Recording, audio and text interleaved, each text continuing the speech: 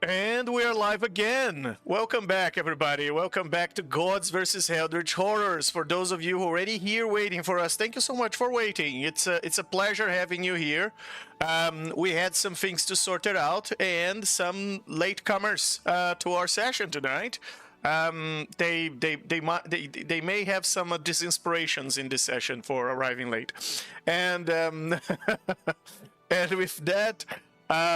Let's for those of you who have participated, who have joined our channel recently and have participated in the giveaway, thank you so much for your support. We started by celebrating 500 subscriber milestone and milestone, and we ended up, oh boy.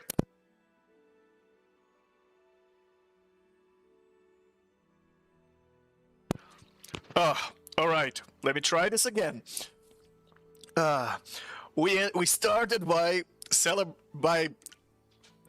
oh my god. We started by celebrating. Oh wow. We started by celebrating 500 subscribers milestone, and we ended up celebrating 5,000, which is mind-blowing. So thank you everybody for subscribing to our channel and participating. We had 684 participants in our giveaway. We ran the draft last Thursday, Thursday to Friday night, and we had 52.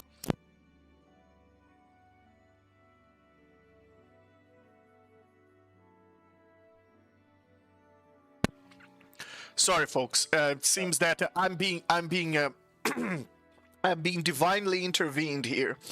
Oh wow. We had 52 winners of our giveaway, and that took away 80 prizes, 80 accounting for the 3 books in the bonus draft of the 5,000 subs milestone. And I'm contacting everybody directly, so to arrange the delivery of the prizes. There's a bunch of people to contact, so I'm contacting you guys over the weekend. And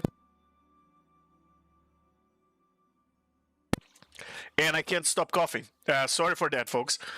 And I keep trying to stop coughing, but you know what? Let's jump straight in. And let's introduce our players tonight.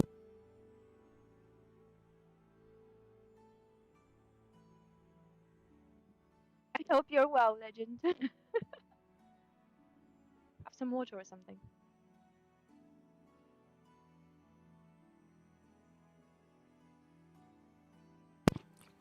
I don't know what's happening. I can't stop coughing. Wow. Do you need a minute? Yeah, I already took that. All right. Let's see if I can. Let's see if I'm the one having technical issues tonight. It's not YouTube. Very well. Let's start. It's fine. I just can't stop coughing, apparently. All right. So, for those of you who are joining us for the first time and haven't seen this campaign before, thank you so much for joining us. And the premise of this campaign is that the multiverse is balancing in a knife's edge. At the edges of the multiverse of D&D, we have the Far Realm, where Gygax meets Lovecraft. Right there in that division, things are not that stable. The Far Realm is hungry, and its insanity wants to consume the creative part of the multiverse. This little island in the middle of an ocean of madness, which is the astral plane. And at the edges of the astral plane, you have the Far Realm, and the creatures there are insidious, and they try to penetrate the Far Realm and to infiltrate through any means necessary.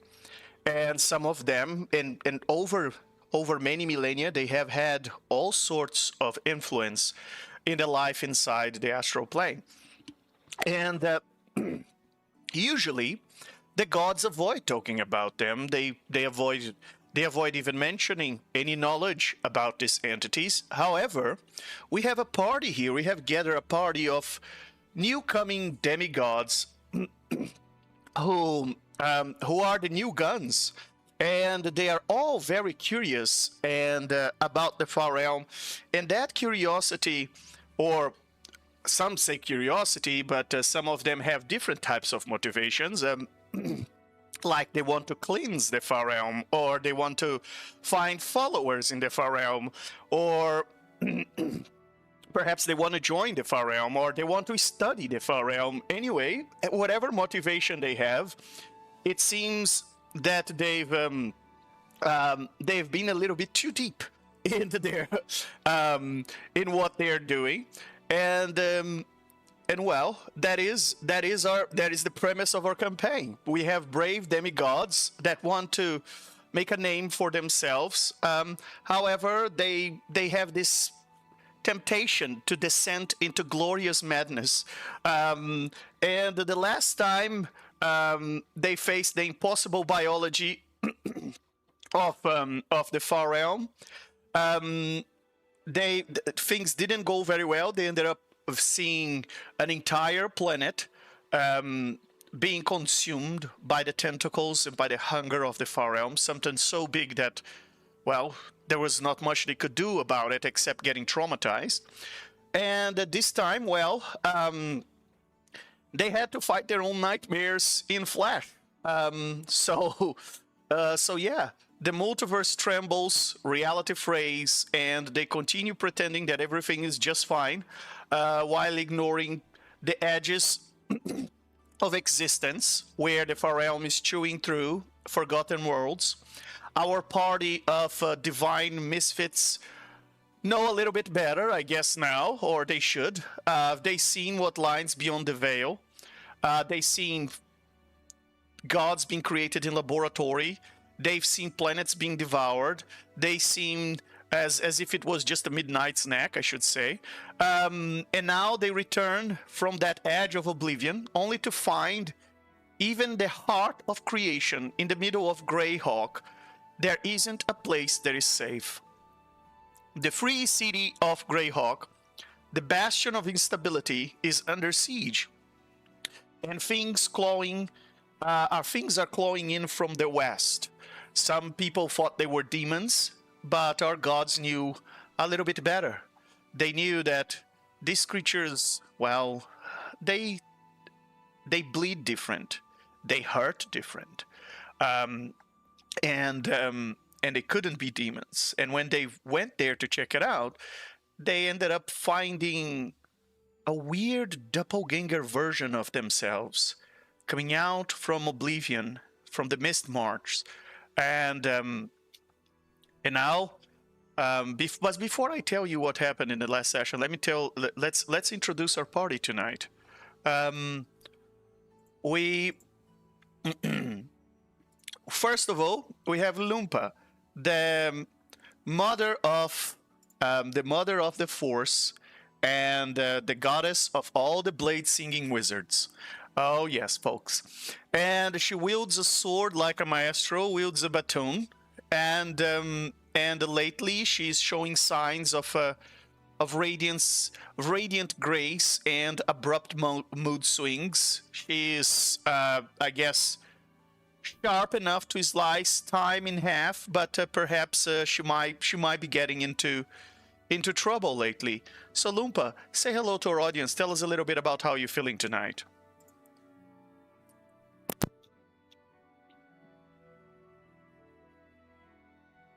So sorry, I was on mute.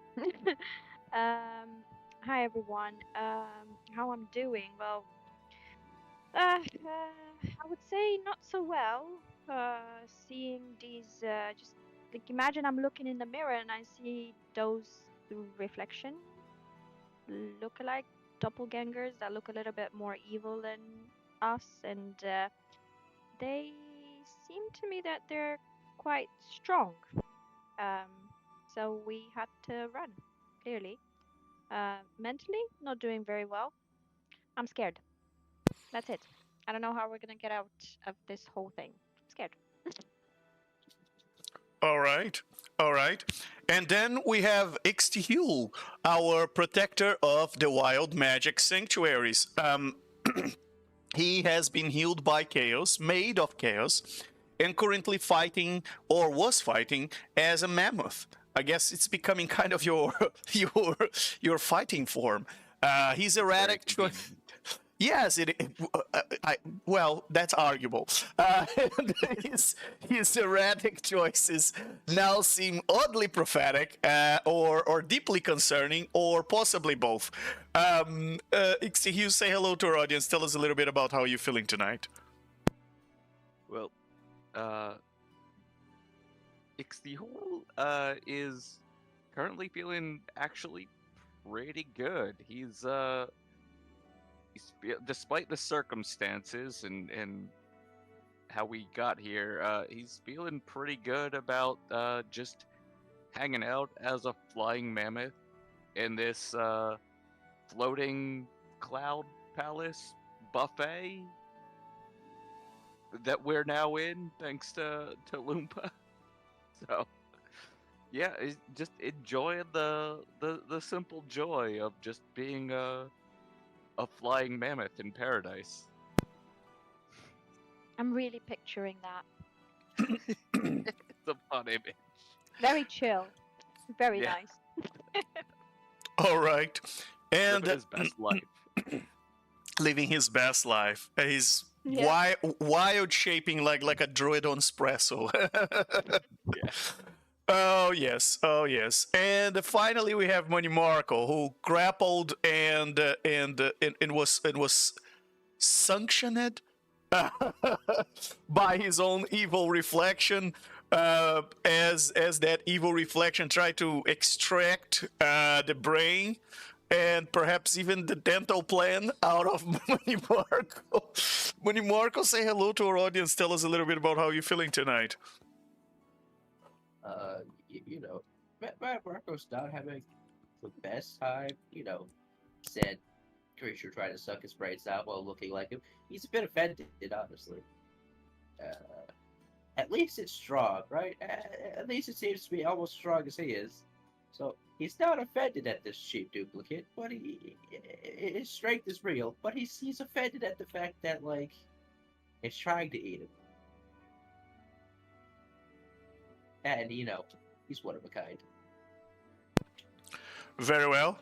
Very well. Yes, he is. That much he is. He is. He's becoming even more of one of a... Oh, wait. No, wait.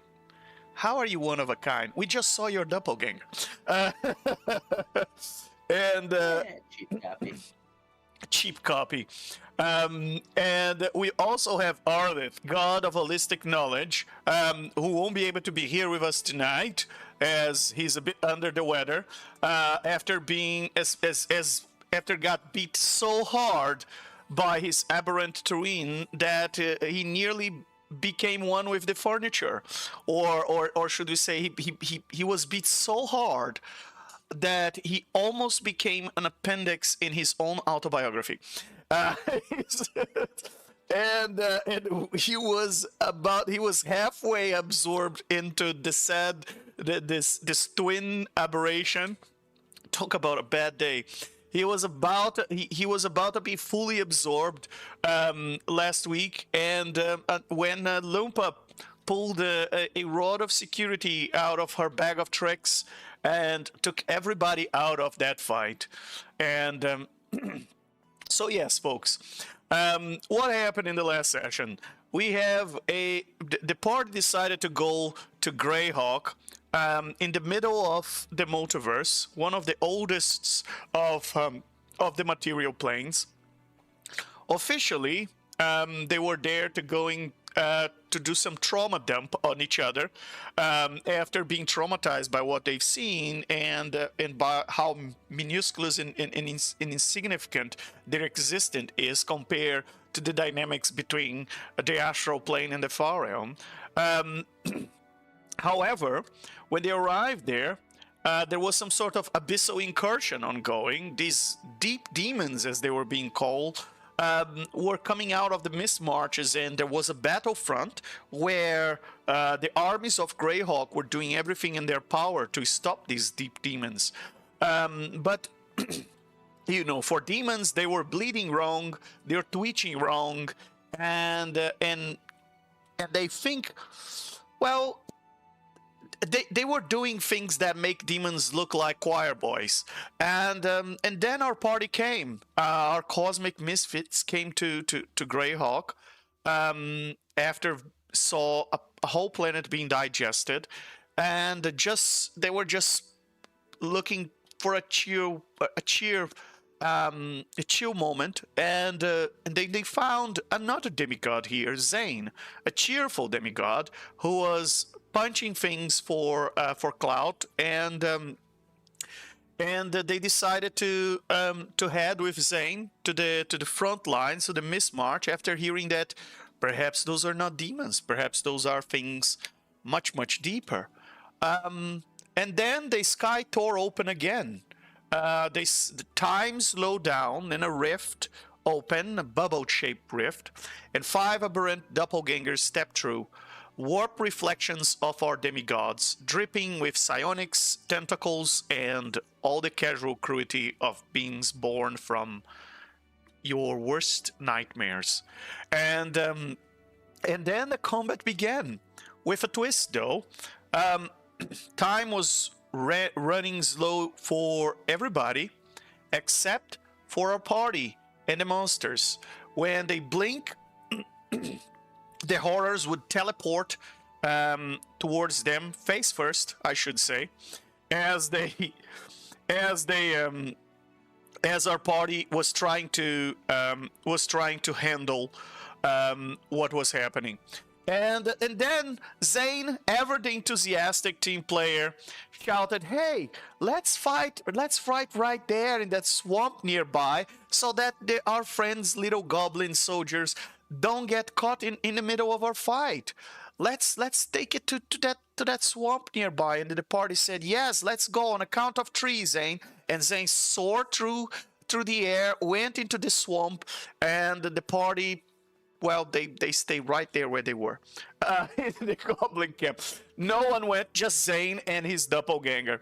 Talk about teamwork, making the dream awkward.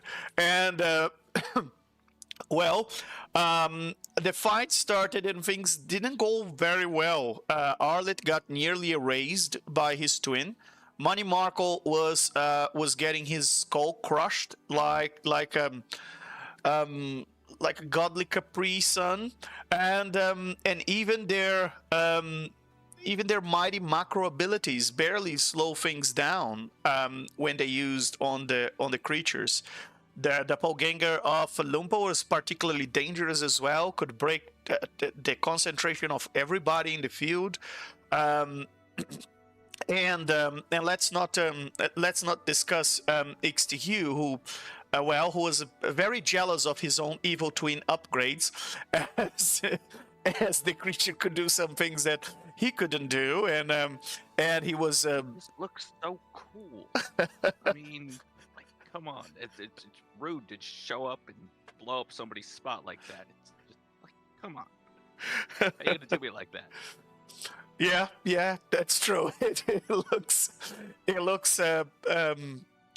looks quite an horrific improvement.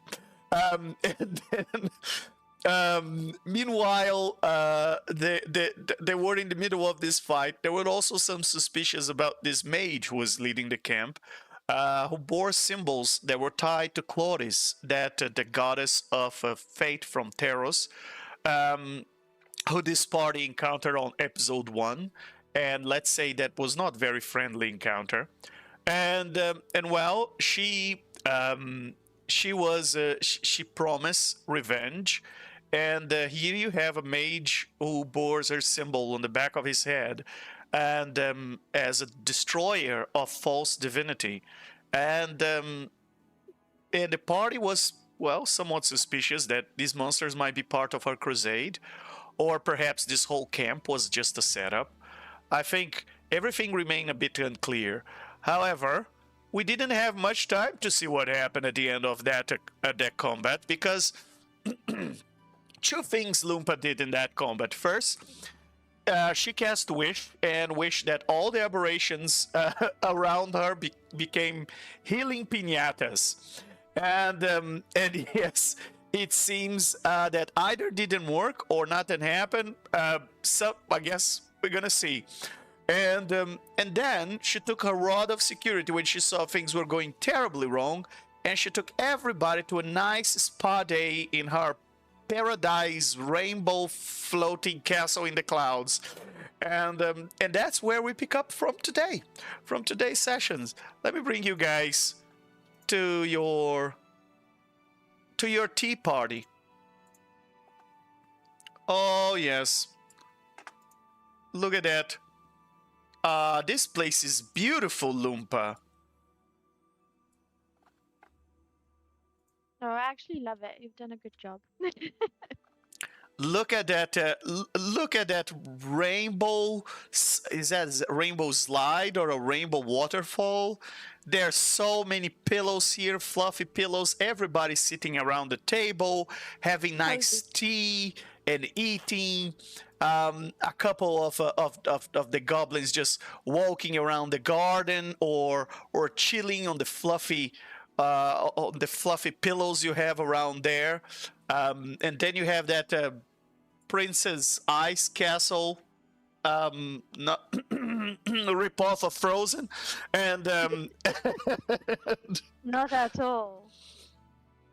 and here are all of you enjoying your tea party. So after coming out of a fight with those horrible things, so I'm gonna give you guys. Let me shut up for some time, and I'm gonna give you some time to, get to know each other better. After all, it's a tea party.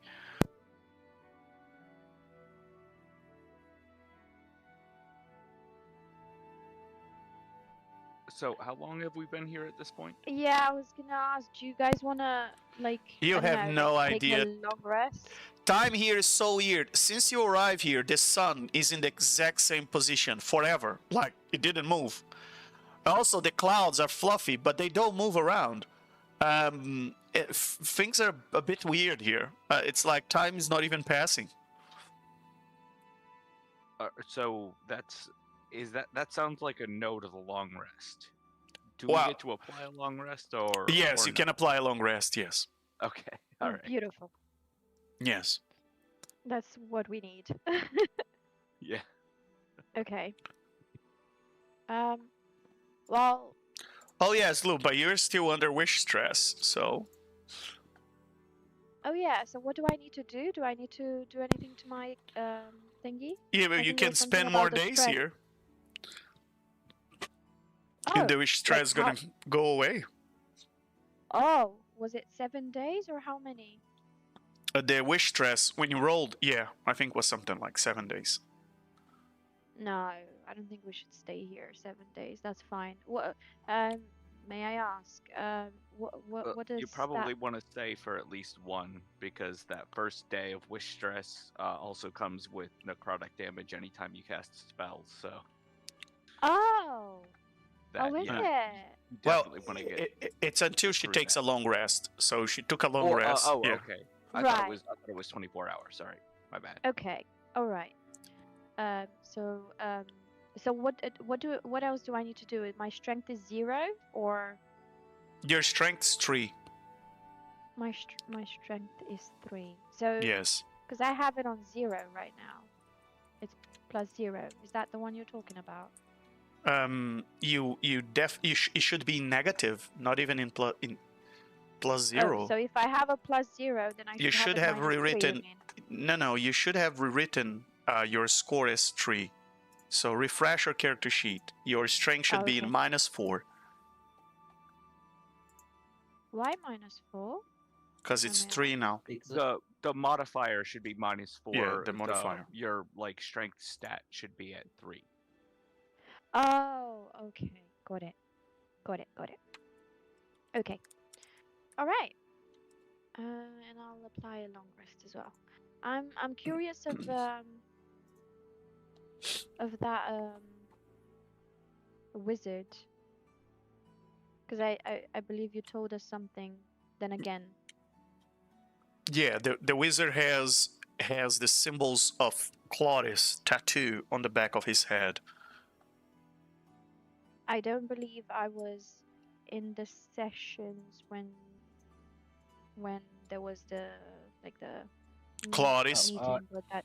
Yeah. Angry goddess who doesn't like the other gods existing. Yeah, she's the goddess of Right. fate, and tried to convince us to join her in her crusade to like stop all the other gods from intervening in mortal affairs. I think is kind of the Yeah. gist. And we said no, and now she hates us. This is Right. this is the symbol of Claudius. There's tattooed on the back of his head.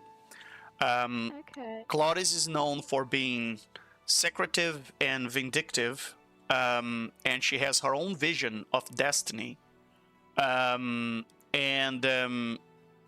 well, she brings terror, and she rules the underworld of terrors and terrors. She brings terrors to terrors, and and the world, Claudius, the world has suffered many terrible wounds from her champions. That's what you know, because she believes that from the hubris of mortals and divine entities alike, Claudius thinks that all of those who are overly ambitious should be thwarted, and she thinks that the gods are damaging. They are damaging the natural order that sustain Terros, and particularly in Terros, the gods are very interventionists, and well, the myth says that Claudius is one of the titans. Some say. Most mortals know little of the titans, but accept that they were ancient, gigantic terrors that were bound far away in the underworld of Theros, and most people don't really worry about. Not even the gods really worry about them. But the fact that Claudius, the god of destiny, personally and actively hold them there is unknown to most people, and she has this spindle where she endlessly knots and unravels the strands of destiny, constantly tightening the trap that keeps the titans imprisoned. If wasn't for her immortal vigilance, these titans would have risen once again to claim the entire world of Theros. This is how much you guys know about her. You know that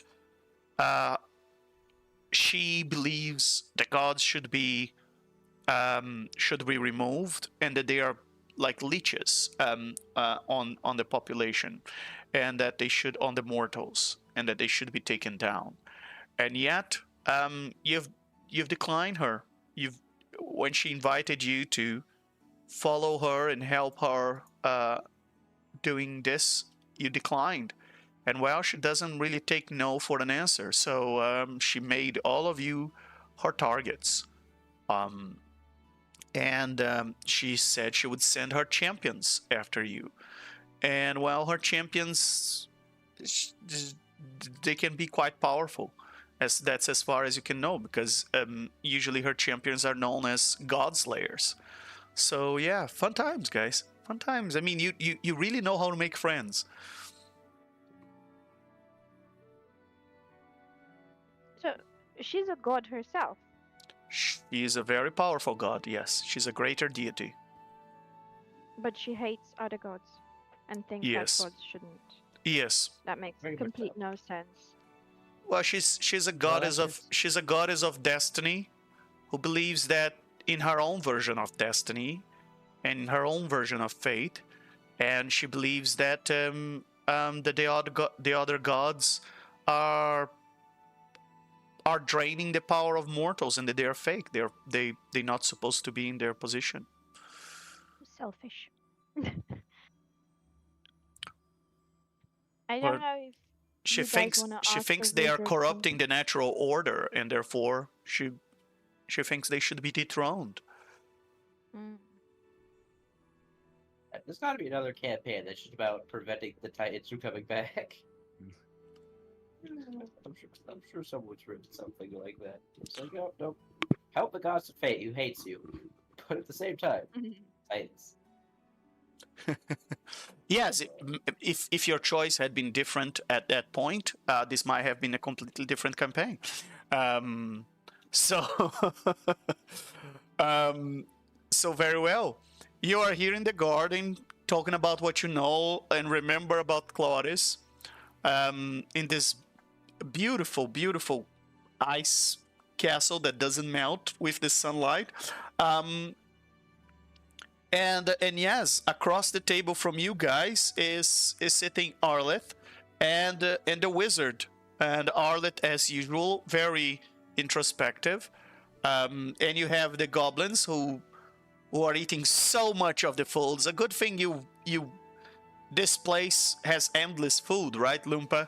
Because clearly you've has good water. You can see the waterfall there. Yeah. Clear, clean water. Yeah. I'm pretty sure that the description you gave at the end of the last session was something about a buffet of endless delicacies for everybody to suit everybody's tastes. Oh yeah. So, Do you have something in mind? I mean, not in particular. I mean, like for Ixtiu, that's basically just gonna be a bunch of live like rodents. But Live probably rodents. not gonna... Oh He's yes, an owl. that is the delicacy that you want on that table. A bunch of mice. Can we keep those a bit, like, maybe hidden? You enjoy. It's if you have certain characters around, it could just be people. I might be a god, but if I see a rodent, you might see me jumping on the table or something. Make a fool of don't myself. worry. It's not like you're sitting right next to... Oh wait, no, you are. Oh, She never is. She is sitting right next to you as you pick them up by the tail and you just raise them in the air and they just try to run away and you are just raising them in the air and opening your mouth and just shoving the rodent. Just fun times, Lumpa. Yeah, definitely. Still keeping my smile on my face, but you can see it's a forced one. Well, between rodents, Ixtiol is going to look over to the this very suspect wizard here, and try to very nonchalantly bring up the subject of oh wow, and the name just fell out of my brain. What the goddess of fate? Claudius. What's her name again? Claudius. Claudius. Yeah. Yes, See thank something. you. So, tell me what you know about Claudius. Very subtle. I think across very well.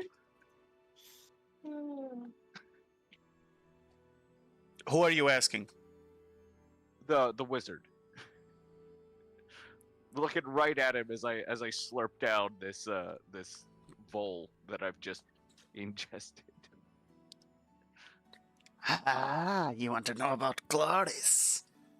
She is the most powerful deity. She knows about the terrible wounds that the world of the mortals have suffered at the hands of the deities. And she wants to fix it. She wants the gods to come out of her throne, to come out of their thrones and relinquish their power, give the power back to the mortals. Yes, as a wizard, I believe in the power of the mortals. I believe in taking power and making power with my own hands. I am a true follower of Claudius. Yes, I believe that all the gods should be, well, they should be drained of their powers, just like they do with the mortals. And he says that as he's looking straight at the three of you on the other side of the table. Buddy Marco, how's the tea?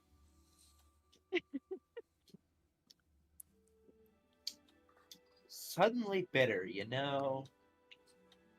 Suddenly bitter. And, he is being very polite and not removing this man's head from his neck.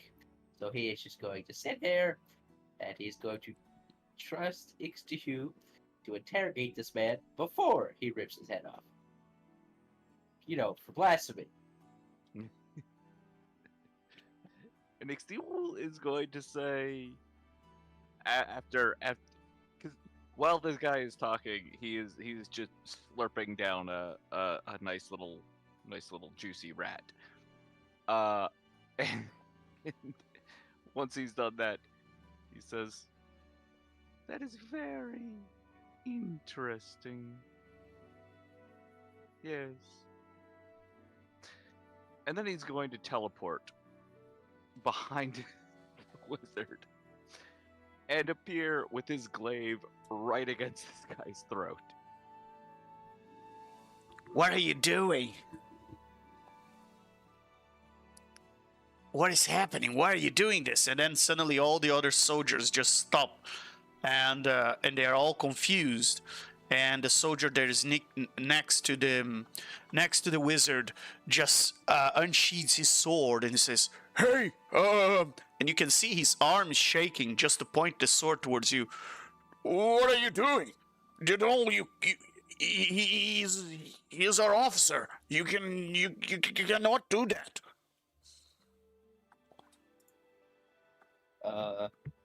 I would like to do something before the next actions are taken.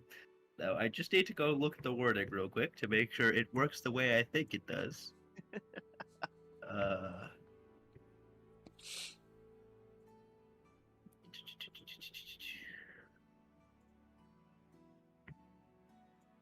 Where is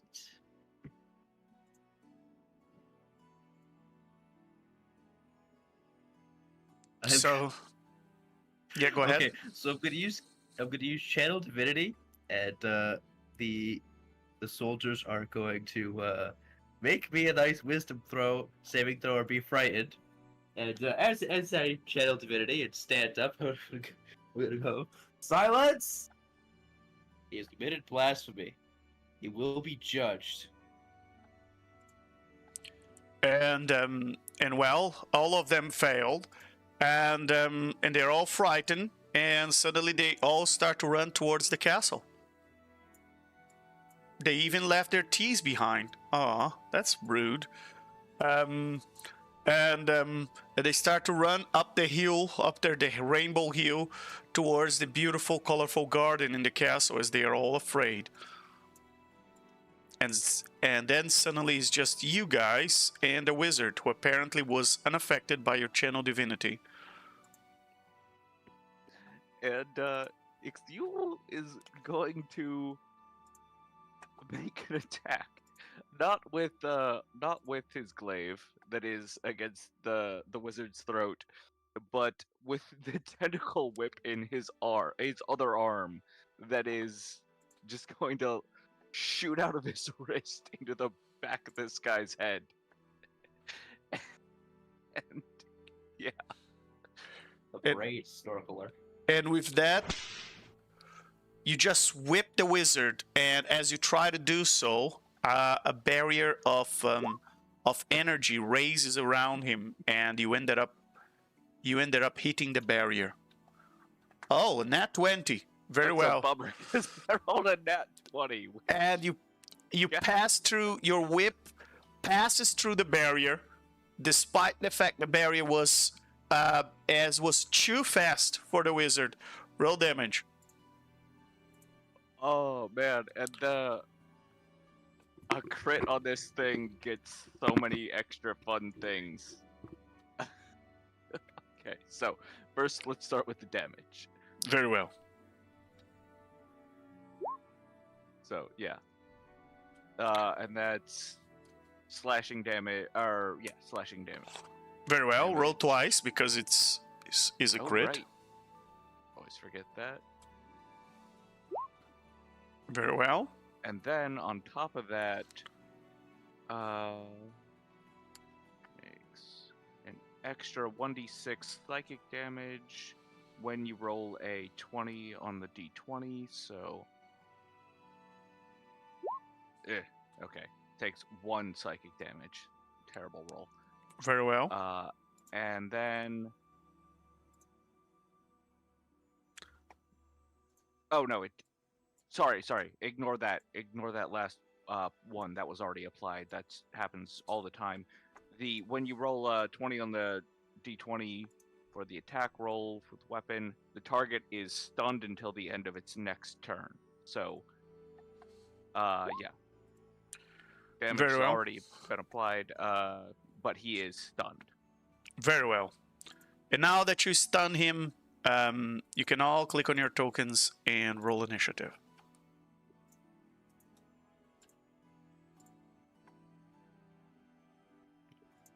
This man's gonna be like a 20th level wizard, isn't he?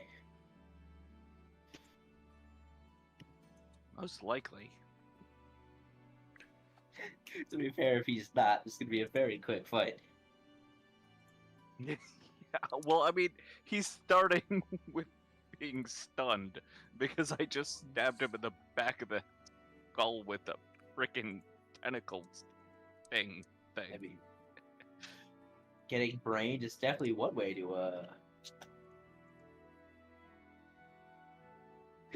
start a fight.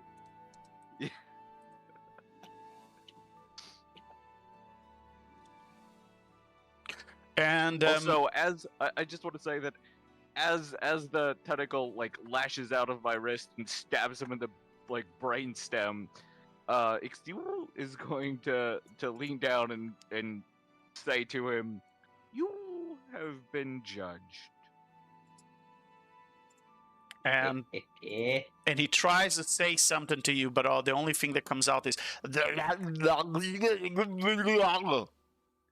which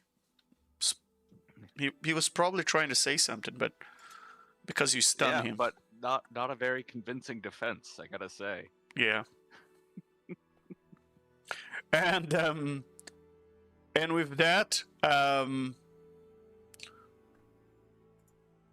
Lumpa, anything you would like to do as you're sipping your teeth and you just seeing that Manimarco scared all the guests from your tea party, and XTQ is hitting on someone in the middle of a meal.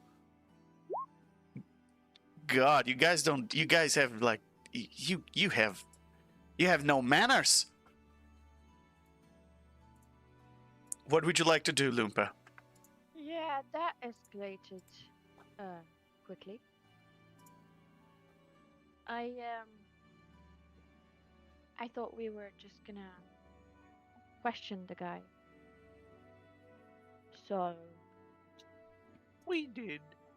We questioned him. His answers were unsatisfactory.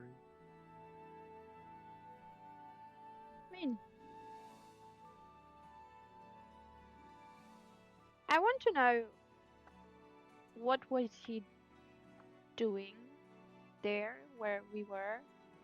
Like, is he not curious to know how we ended up here? Because apparently he didn't know anything, or like time for him didn't, you know? Well, They didn't ask any we- questions.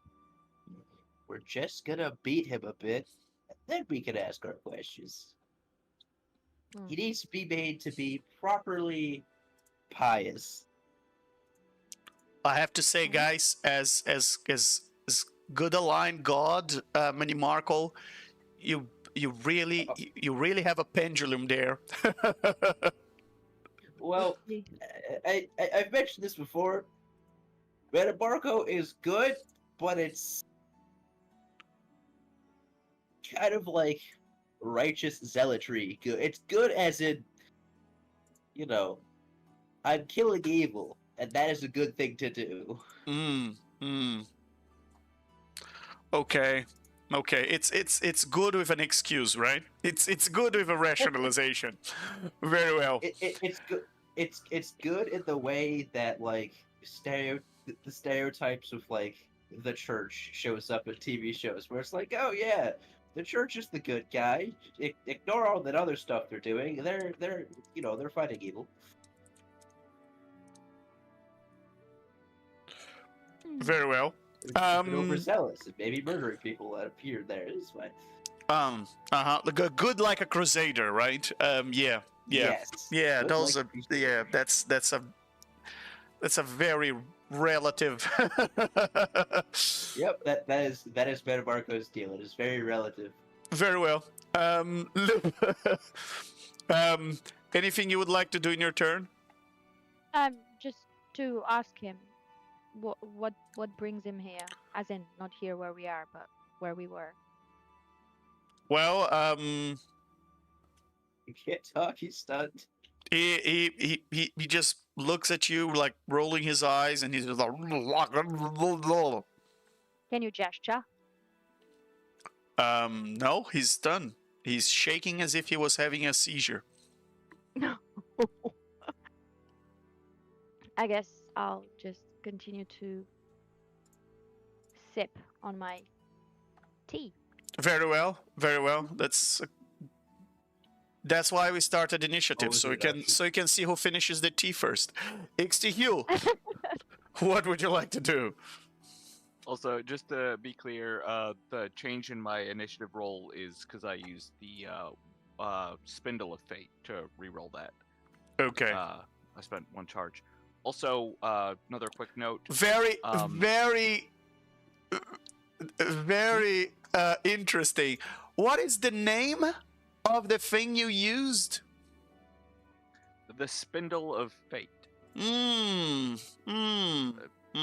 Yeah. Very safe thing to use. Yes.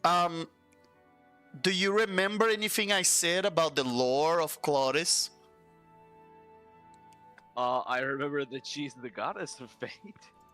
Do you remember what she carries with her? Is it the Spindle of Fate? She has a spindle that she carries with her, and she continues to endlessly knot and unravel the trends of destiny in it, constantly tightening the trap that keeps the titans imprisoned. And yes, she does have a spindle called a Spindle of Fate. I wonder, as you pick up your Spindle of Fate to use it,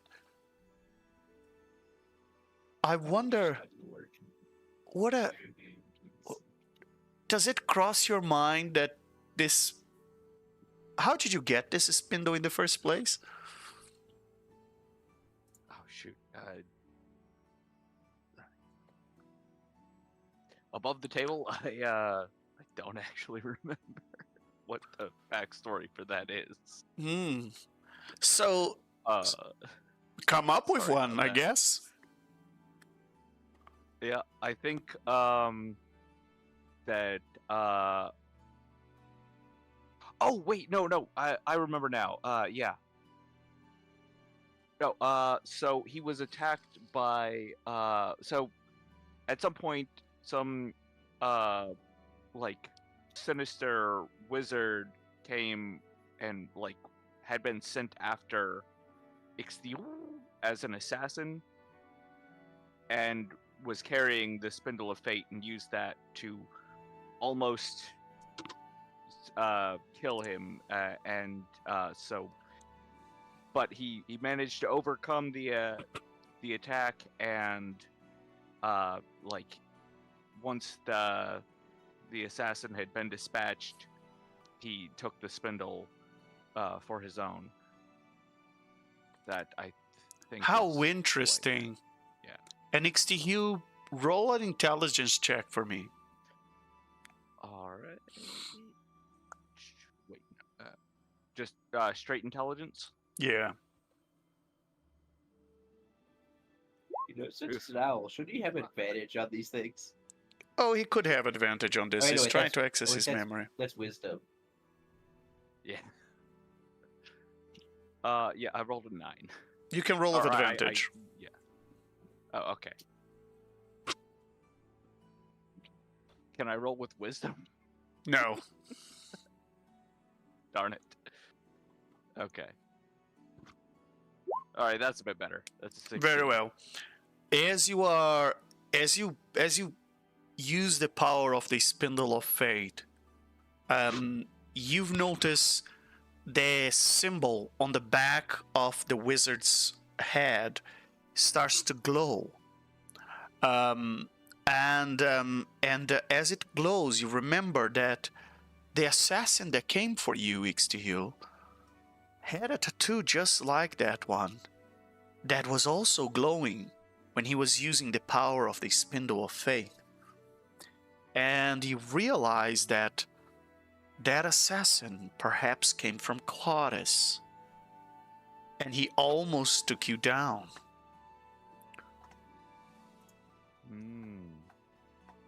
And here you are holding a weapon of Claudius to attack That's the story of another Claudius. one of her followers. Talk about fate. What would you like to do, Ixtihu? Oh, well. Since he's sitting here in front of me, stunned, and I've already got my glaive to his throat. Yeah, let's just nip this in the bud. Since he's stunned, can I just do a straight up coup de grace? Go ahead. It's your turn. But like as opposed to like a normal attack roll. What would you like to do? A coup de grace, that like just a just finishing move kind of thing. Oh, well, it wouldn't be a finishing move. You gotta do a proper attack. You have advantage though. Okay, all right. Well then, yeah, just gonna make an attack. And with and my he has glaive. shield up, so you still have to roll to attack. Gotcha. All right. Oh, and Can you guys hear me? Yep. All right. Yep. So I got disconnected, which means everybody who was watching got disconnected as well from the stream. Let me see if the stream is back on. Yeah, the stream seems to be back on. So when I got disconnected, everybody else got disconnected, and I didn't hear a thing you said, Ixtihu, after you saying you wanted to finish the guy, and I told you he has shield up, and you still had to do an attack normally. So please repeat what you just said in the last 20 seconds. okay. Well, firstly, at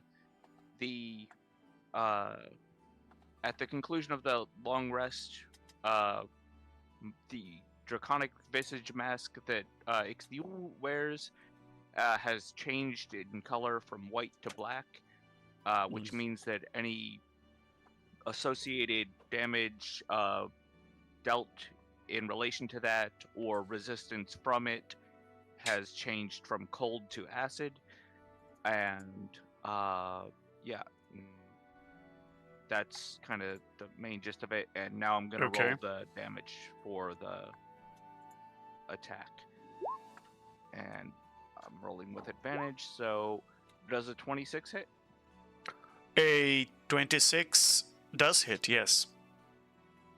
All right. So I drag the glaive across his throat and deal.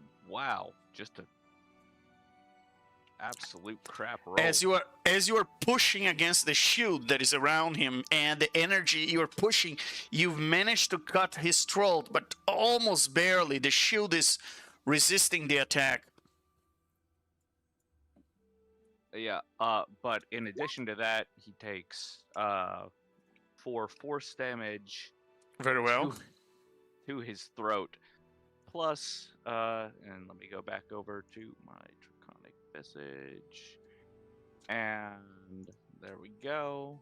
Bingo, bango. 13 acid damage. Very well. Very well. And then I'm going to just blink step my way away from him over to here. Very well. And is that the end of your turn next to you? I believe so. Very well. Mini Marco, what would you like to do? By the way, guys, while you are doing this, Arleth is he's taking some notes on the table and he's writing stuff and he's talking to himself.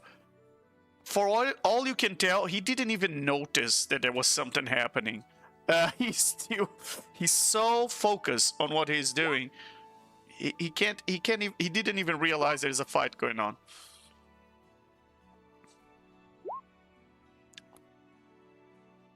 A nat 1, 32, and a 28. Okay, roll a flat d20 for us first. Oh boy.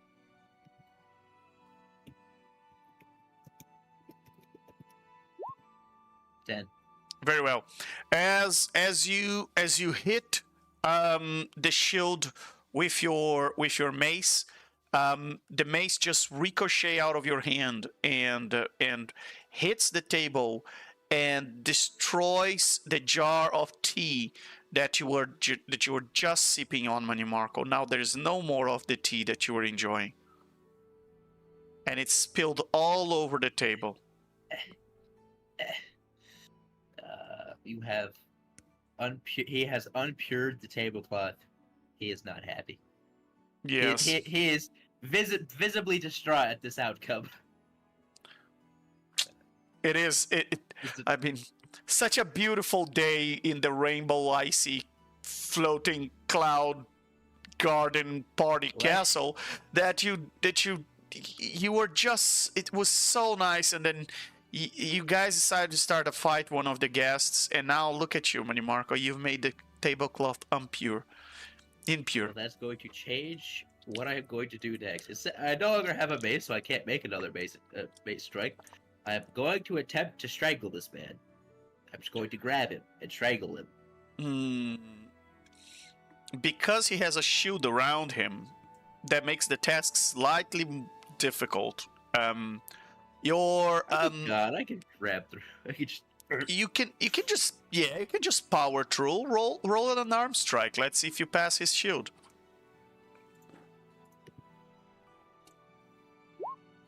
23. You do not pass his shield in the first try. I'm going to I have inspiration, so I'll just I'll do it again. Very well. I'm very salty. You are. It's the same number twice. You pushing through the barrier. It's not going. Your hand's not going through. Okay. Well, in that case, I am going to cast command on him and tell him to kneel. Very well.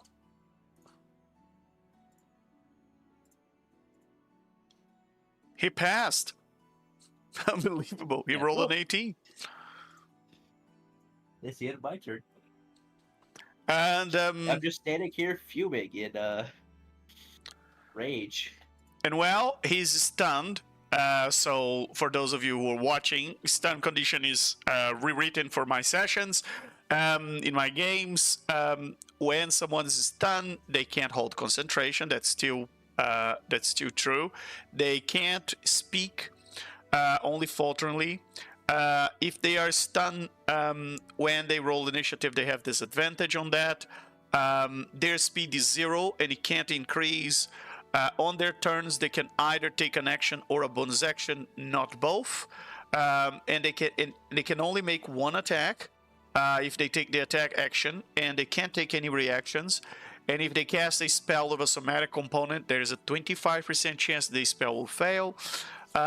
Saving throws that they make for strength and dex automatically fail, and attacks that they make that are make against them have advantage. All right, and well, on that note, he takes a bonus action and teleports all the way over there, 30 feet. And that's the end of his turn. And with the end of his turn, his stun goes away. And he looks at all of you and says, "What are you doing? We are on the same side. Why are you attacking me? Are you religious fanatics? Do you attack someone just because they believe in something different than you? What is your problem?"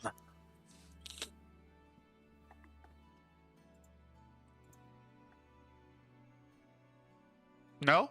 No answers? Crickets? He's pretty much shaming you. He's shaming you guys. I'm trying to think of a way to say, you know, the divine hating the divine, and yeah, you don't like your master or your god or whatever. I don't know. I don't have. The brain is not working properly right now. But something to the effect of. I think the words. I think the words that Madame Marco is looking for are yes.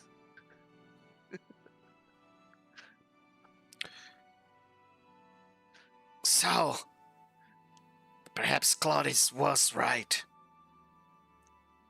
I should never had trust even demigods. All of you are all a disgrace to the world. Look how you wield your power. Instead of showing us a better way, you were worse than any enemies. You're just a child with the power of a god. Claudius is right. You're not bringing any value to the existence of the world. All you bring is more chaos, more pain, more hurt, and at the cost of the mortals that sustain your power. She was always right. And Lumpa, what would you like to do? Strike first. Well, XTU strike first. This guy did nothing to you. No, I meant his god.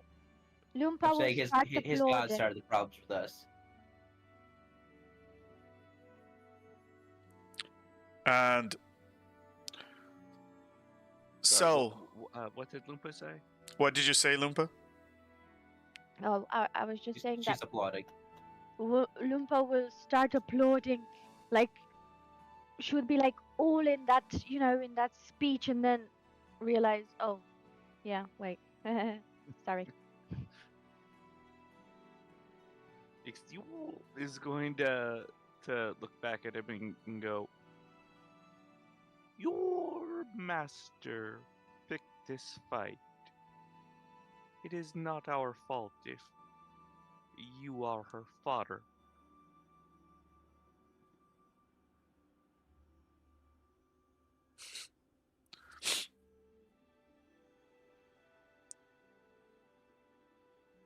And Lumpa?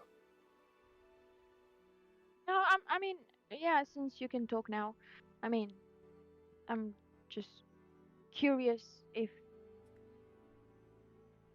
yeah, did you, what happened before we got here?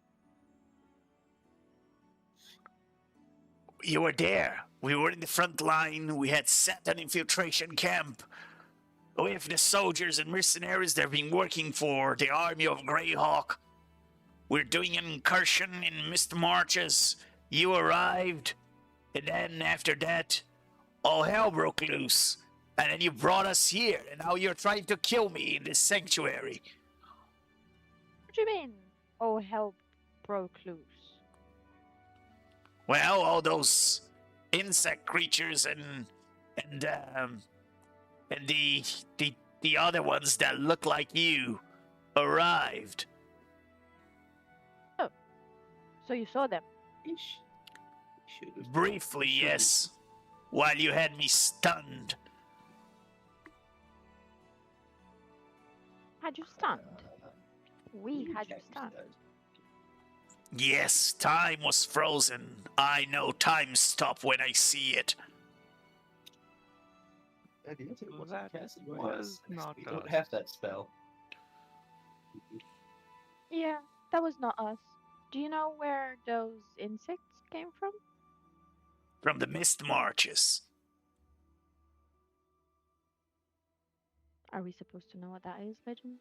Yes, it's the place you Yes. just came from. Yes. Oh, sorry. You do supposed to know where that is. Yes. Right. So you've seen these things before? No,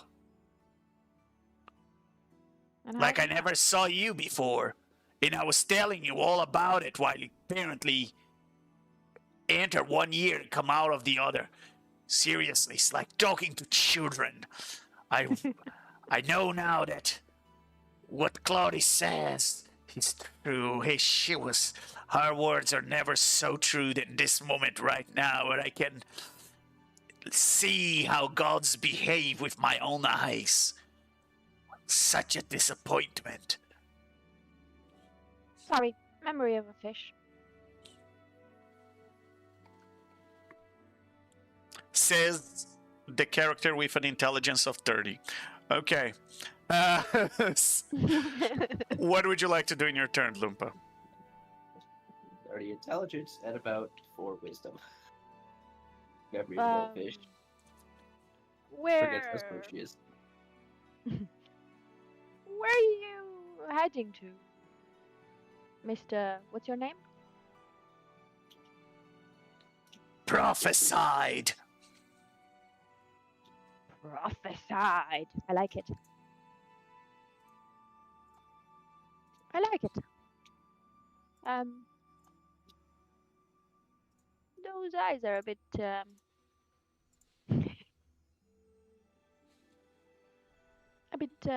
scary, but you're a good prophesied, right?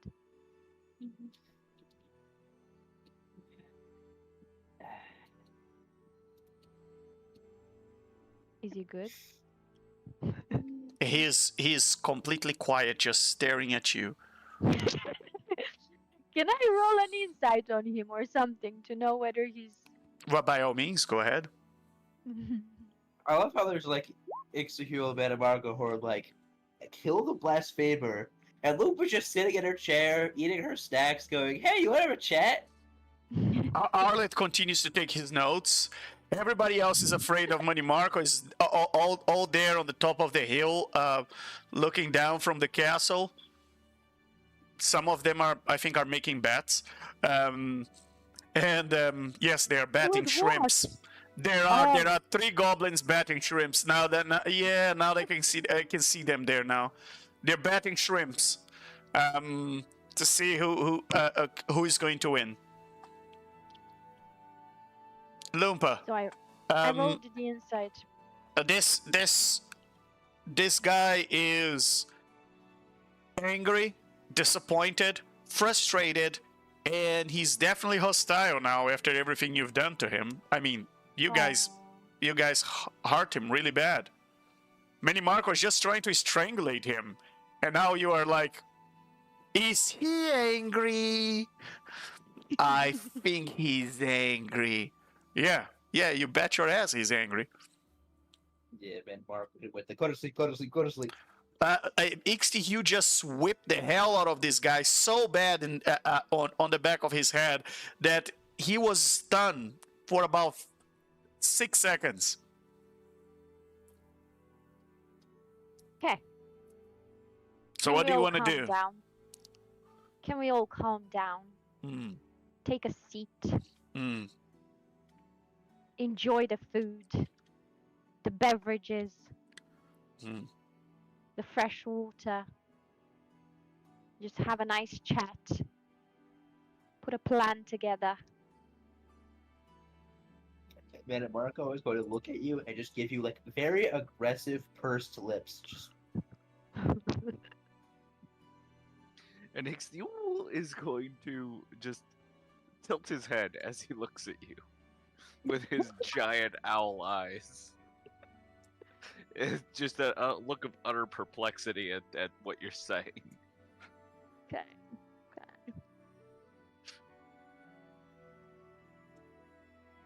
Well, I'm gonna ask Prophesied if he knows anything else about those creatures. Okay. What what are they made of, or who made them? I have no idea. I know just as much as you do. Okay. Okay, well, I don't want to be part of this, so I'm just gonna be making just gonna continue munching on my snacks. Very and well. Sipping on my tea. Very well. I'm And so just happy I ask started the them, like, initiative. Are you going You know- somewhere, Prophesied?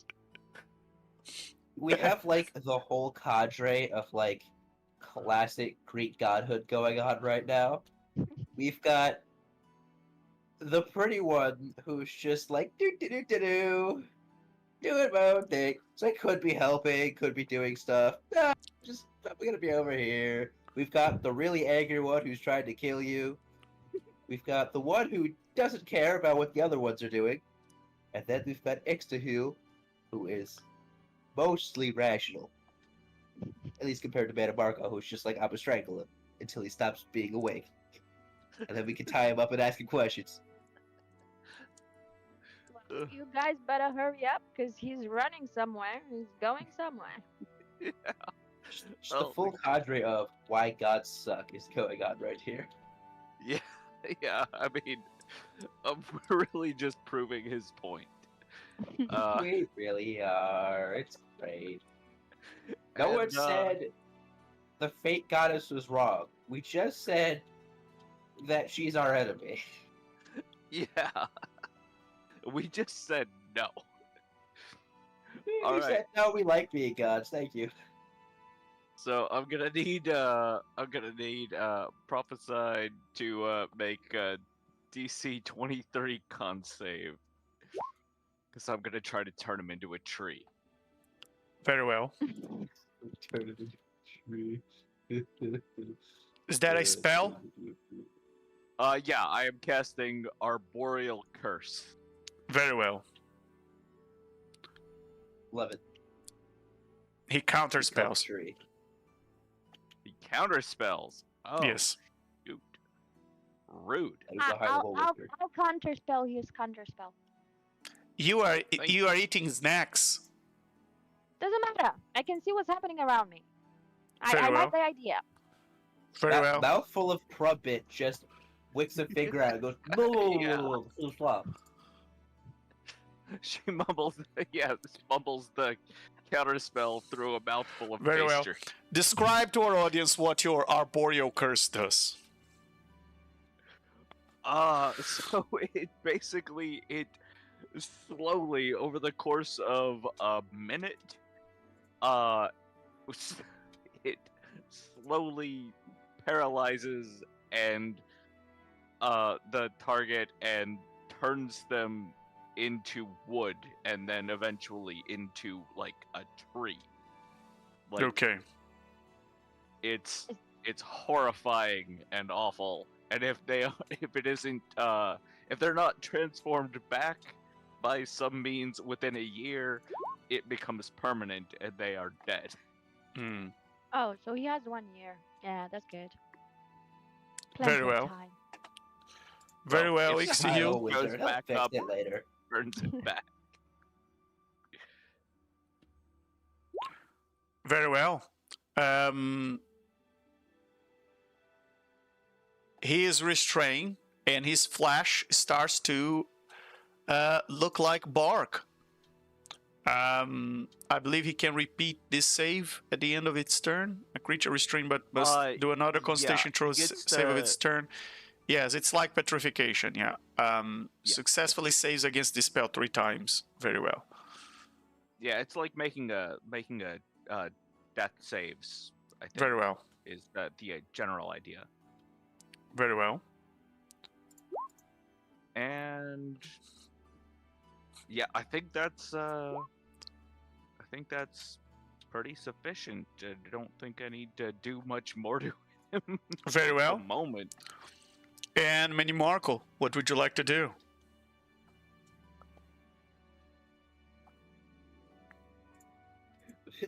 Marco is just gonna. Well, are we out of initiatives? Is he No. like trying to get to? He's retreat now? restrained. Yeah, he's turned to a tree, but he's still very much active. Then I'm going to walk over and just stuff a napkin in his mouth so he can't make verbal components. Very well. You do He's realize that he's not paralyzed. He's just restrained. Can just spit the napkin out. Just Huh. and roll on an arm strike by all means. You have Okay, advantage, then I'm but going to grapple. Then I will grapple him and make him not be. just hold his mouth closed. Oh man, this is getting so dark. very well. Not hold his mouth closed. I'm gonna shove my 4 fingers and just go plop. Just Very plop well. just plop. The 4 fingers right in his mouth. Just plop. He can't talk now. How is this worse than the tentacle stuff? Wow. He's also Wow. not biting through steel gauntlet. Yes, that's what I'm trying to think. I mean, except for the appearance, you guys are not that far off from the twins you just fought. As you, I'm gonna put a sign of grapple on him, but quite frankly, that hand there is not outside his mouth. And with that, Mani Marco, is the end of your turn? As you having the wizard lick your fingers, okay? Very well. I hope he was hungry. Very well. And oh boy. And this wizard casts Time Stop. Does that require a verbal component? Yeah. I think it He's only able to do it requires a anyways? verbal He only component. requires a verbal component, and he still managed to He's got cast. my whole. Yeah. Damn, yeah. that's very Hey, impressive he can- considering the entire gauntlet in his throat. He's still managed to cast because he can set a spell. So he casts Time Stop, and he removes your hand from his mouth, and Does he have to roll for that? Like I can't yeah. move. Like my arm is now frozen in place in his throat. yeah, Gonna have you to, can't do gonna anything have about to it. Yeah. Point out a thing about that is time stop ends if you physically affect another creature. Yes. So the moment he takes Manimarco's hand out of his mouth, time stop ends. He's not physically affecting Mani Marco by taking his mouth out of his hand. No, but if he's moving Manimarco's hand, If he that is moves, yes. a That's why I said. manipulation of That's why I said carefully. He just opens his mouth and takes his head out. But is he able to do that while he's restrained by the arboreal curse? If he's restrained, his speed is 0. it doesn't mean he's unable to move. It means he's when you are restrained, your only movement options are to crawl or to spend an amount of movement equal to half of your speed round down to right yourself and thereby end the condition. If your speed is 0, you can't right yourself.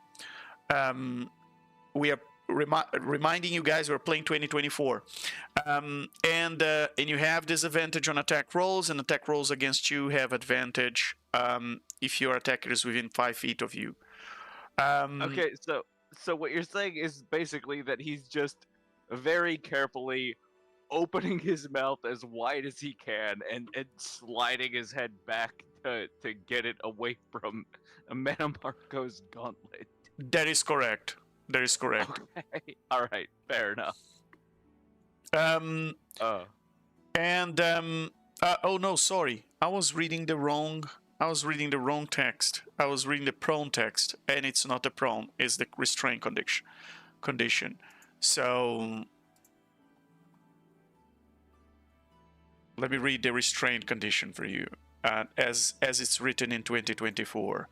While you're restrained, your speed is 0. It can't increase. Attack rolls against you have advantage, and your attack have disadvantage. And you have disadvantage on dex saving throws, but doesn't say you can't stay in place and just move your head around or nothing like that. You're not a rock. You just can't. Your speed is 0, meaning you can move to another square. So if that. He managed to take, and he cast time stop. And let me roll for the time stop. And he has 2 turns. So in this turn, he is going to cast Dispel Magic on himself. So that he raises, and he'll cast this. I don't know what Arboreal Curse is, so I'm going to cast at 8th level. What level is Arboreal Curse? Arboreal Curse is 7th level. 7th level, very well. So he casts at 8th level, so he eliminates the effects of Arboreal Curse with Dispel Magic. And then, as a bonus action, he teleports away from Manamarco. And then he has another turn, and in his next turn, he will...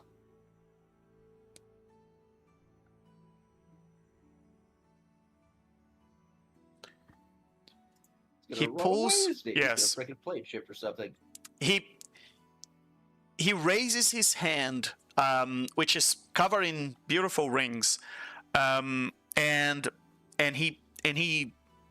kisses one of these rings, and he starts to whisper something as he looks at Ixtihil. He says,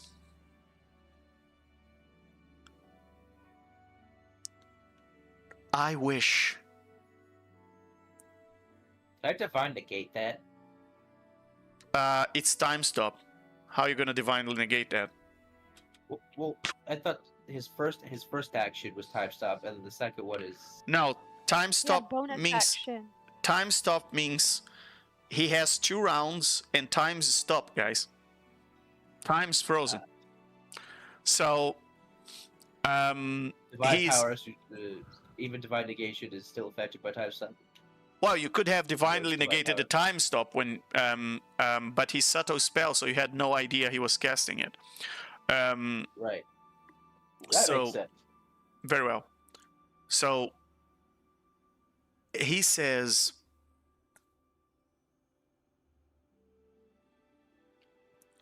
I wish that all 4 of you, for the rest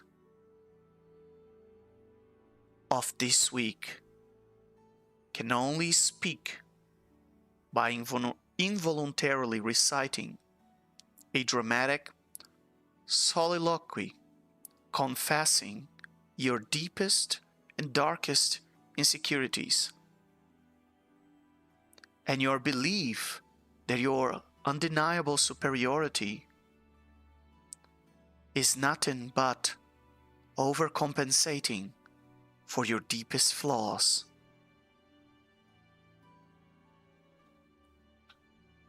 And he finishes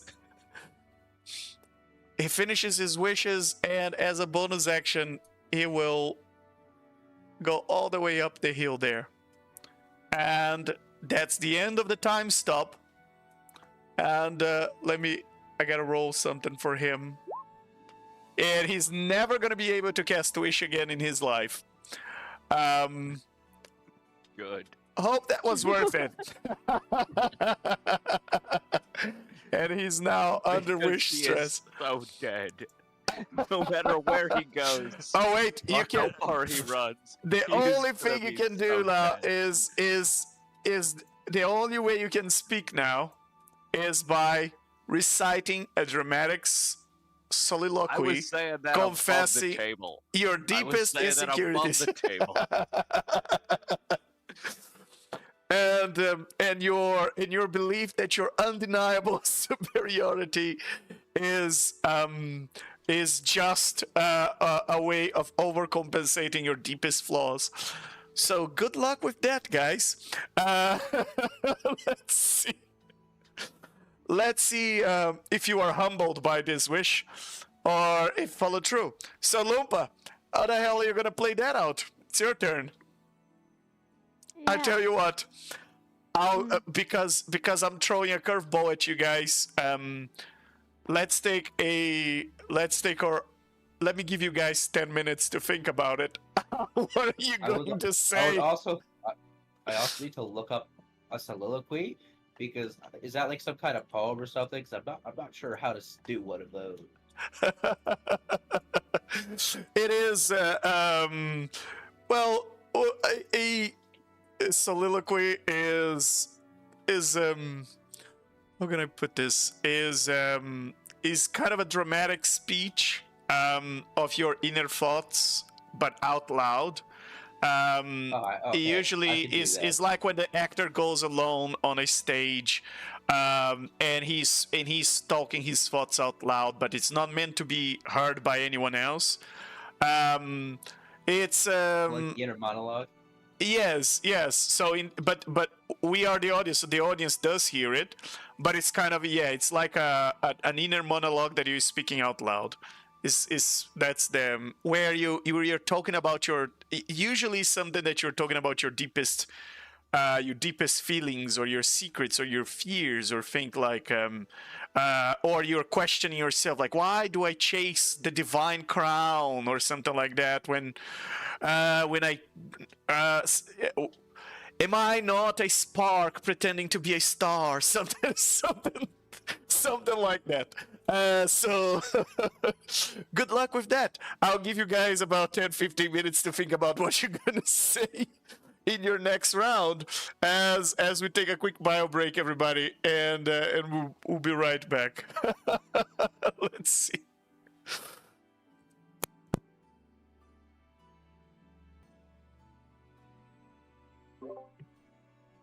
Is everybody back? Yeah. I'm here. I see. I was late then. All right, everybody back? Yeah. Good. Very well. Okay. So I hope you guys have been working on your speech, because you're gonna need. I've got an idea of a speech. I don't know if it's gonna be good yet. Very well. Let's get back to Lumpa's rod. Is that a name for your rod of security castle, Lumpa?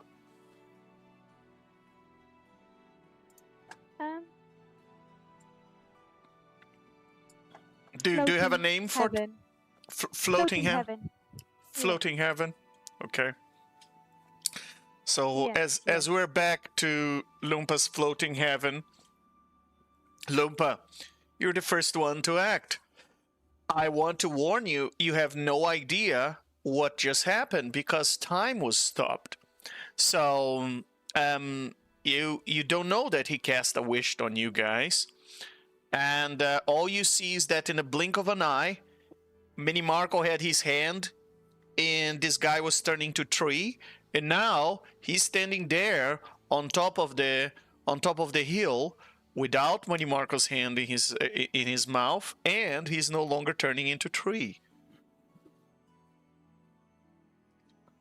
So, what am I supposed to do now? Like, just start talking out of nowhere?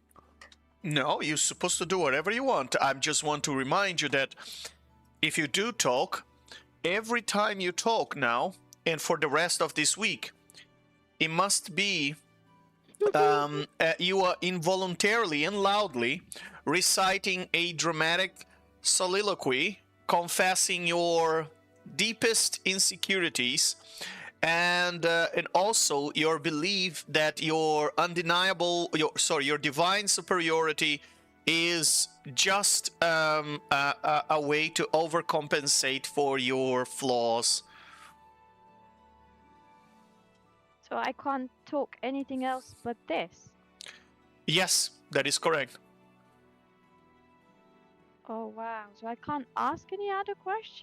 I can't, like... I mean, you can in the context of you are trying to say that, but you gotta come out in the middle of your confessions and in the middle of your insecurities and so on.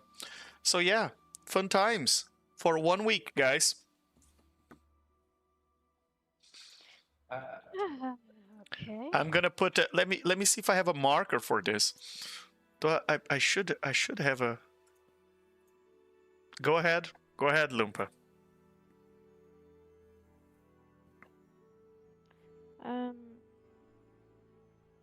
Okay. Well. Let me just say that this above the table, this guy is going to be the most dead that anybody has ever been dead in the history of deadness.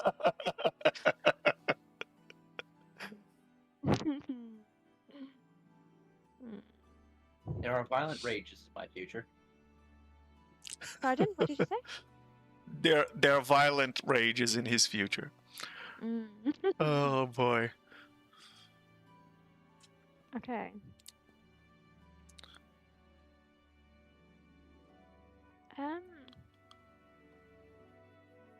I don't really know. I think I'll... Do you want to switch turns? Yeah, but I don't really want to do much, really. I mean, I'm just... Again, I don't understand why he's going away from us. Like, is he trying to... Really? You don't understand why he's going away from you after two of you try to assassinate him? Or you isn't that clear enough? Where is he going? Like, is he trying to teleport away with the rest of the group? Yeah, he's getting the heck away from you. Okay, all right.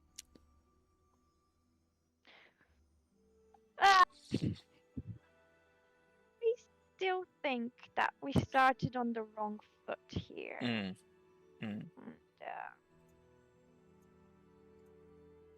I don't even know how to start and input any of what you said there about fears and... What are Lumpa's deepest insecurities? She needs to imagine Lumpa is now in center of stage. There's a spotlight. Everything else is dark in the theater. There's a spotlight on top of her. And you have to give like this inner monologue about your deepest insecurities and how you are just overcompensating for your flaws by being such a powerful and superior goddess. And yes, it needs to be something dramatic, like you are reflecting out loud. Thinking out loud, yeah. You know, think Hamlet when he has that skull and he's saying be or not to be and this kind of stuff. So yeah, it's kind of and in those lines. Give us your best soliloquy, dramatic soliloquy, Lumba. I have something in mind, but based on the recent story, so I'll say, what do I fear, you ask? Well, easy. Mirrors. Not because I'm ugly, of course. Please, have you seen this face? But I don't know. I guess one day I'm just scared that the reflection might wave back and not in a like a hello way, but more in like a hello, I'm your evil twin kind of way. So that would really be so surprising after last session, no? Um, because apparently we've got doppelgangers now. Evil me, evil me. Um, yeah, but I guess truly my deepest fear, I think it's group trust exercises. Like whatever's happening right now.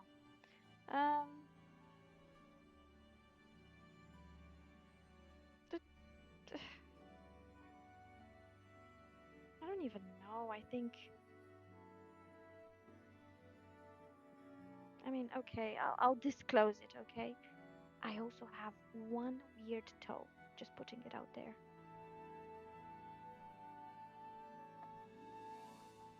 And Can we yeah, Lumpa, what would you just like to do all in your get back turn to as the you table as you?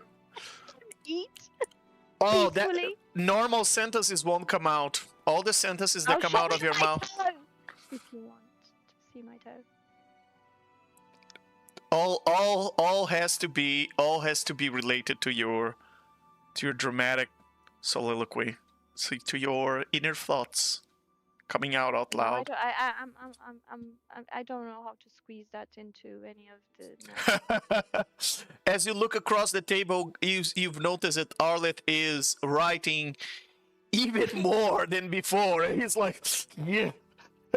He's even more introspective than he was before. This guy may have just given him inspiration now to write his diary. What else? What else would you like to do, Lumpa?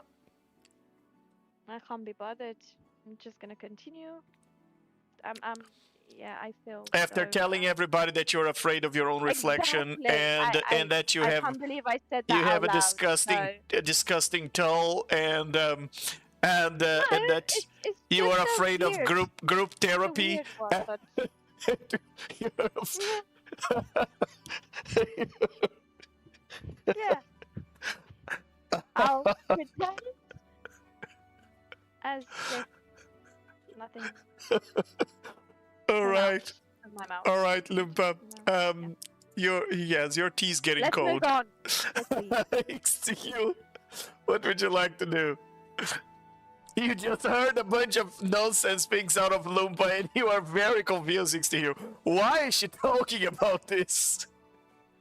Yeah, between that, all of that, and seeing the guy that I just had cursed with becoming a tree suddenly teleport away in an instant and now not being a tree anymore, I'm not feeling great about things. So I'm gonna start by using Moonlit Step to teleport 30 feet over to here. And I am going to cast Arboreal Curse again. And since that comes with, that requires verbal components, I suppose I'll have to make a soliloquy. God. Dang it.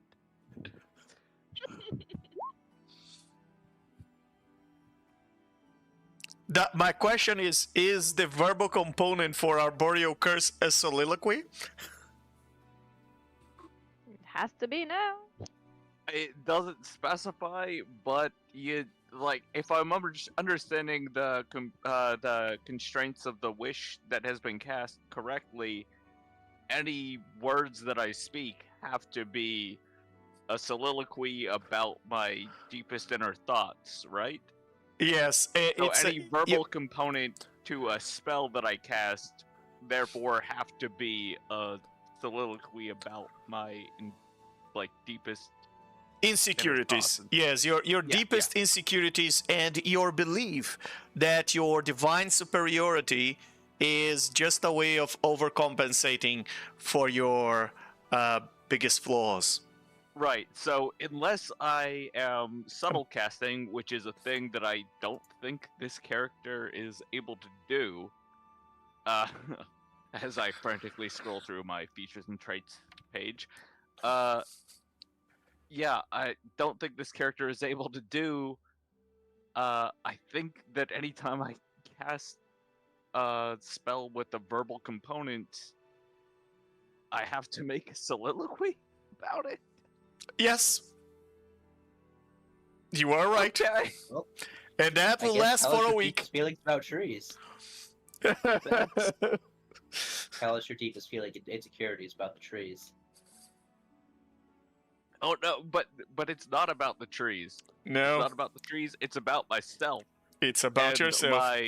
my divine power, which, oh yikes. Okay, this is gonna be a weird one to weave. Okay, yes. Sorry, I'm trying to compile my thoughts here. This is a lot to. Okay, all right. So, as I go to cast the spell, this is me speaking out of character, set in scene. Mhm. Yeah. So I have poofed over to here. I've teleported to the base of this rainbow bridge, and I go to cast the spell, Yeah. and instead of what I expect to come out, I just start spilling my deepest, most closely held thoughts. And I say, as I go to cast this spell, I cannot help but think, why am I doing this? Perhaps this mage has a point. Perhaps he is correct. Perhaps I have gone too far. Maybe the effects of the Outer Realm's influence have taken too great a toll on me and swayed me in a direction that is too problematic.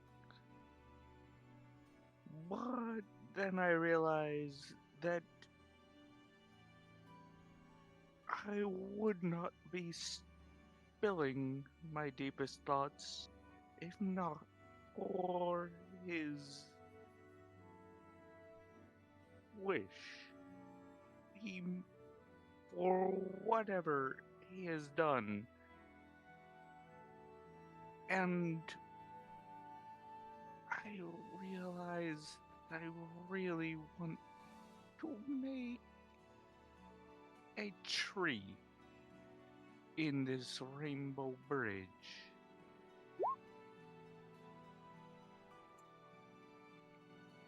And very well. And as you cast that, he casts counterspell. And counterspell, just as a reminder, we're playing 2024, means it doesn't mean the same as it did before. Now you do a con save for the counterspell spell, so it's not automatic like it was once. He failed. Counter spell. Oh, he failed. Wait, he failed the counter spell against you, Lumpa, because he failed to pass the save. So you gotta make XTU gotta make a Constitution saving throw, and on a failed save, the spell you're trying to make dissipates. The spell you're trying to cast dissipate with no effect. but the action, bonus action, or reaction that you use to cast it is wasted. Although, Wait, what? I'm not casting. I don't have counterspell. yes, the counter spell works now. If he casts counter spell, you make a saving throw. Oh, okay. Yes. Okay. Sorry. So- So can I counterspell his counterspell? Yes, you can counter spell his counter spell, and then he has to Okay. make a saving I throw. rolled a 34, so Very well. Yeah, but if you do that, then you're still not gonna be able to do the spell, right? Even He if will. you pass. He will. Oh, he if you- will. Yes. Oh, okay, got it. Oh, that's strange. Yes. Different changed- Yeah, that- Okay. They seems changed like the a counter. weird way to. Yeah. Yeah. So basically now when someone casts counter spell, they force the original caster to do a constitution saving throw. If they pass the constitution saving throw, they continue to cast their spell normally. If they fail, they waste their action basically. So I feel like it should be based on whatever you were spell casting with as you're trying to stop their magic. But I guess the con is just yeah, simpler than trying to be like, oh well, I have charisma, they have intelligence, whatever.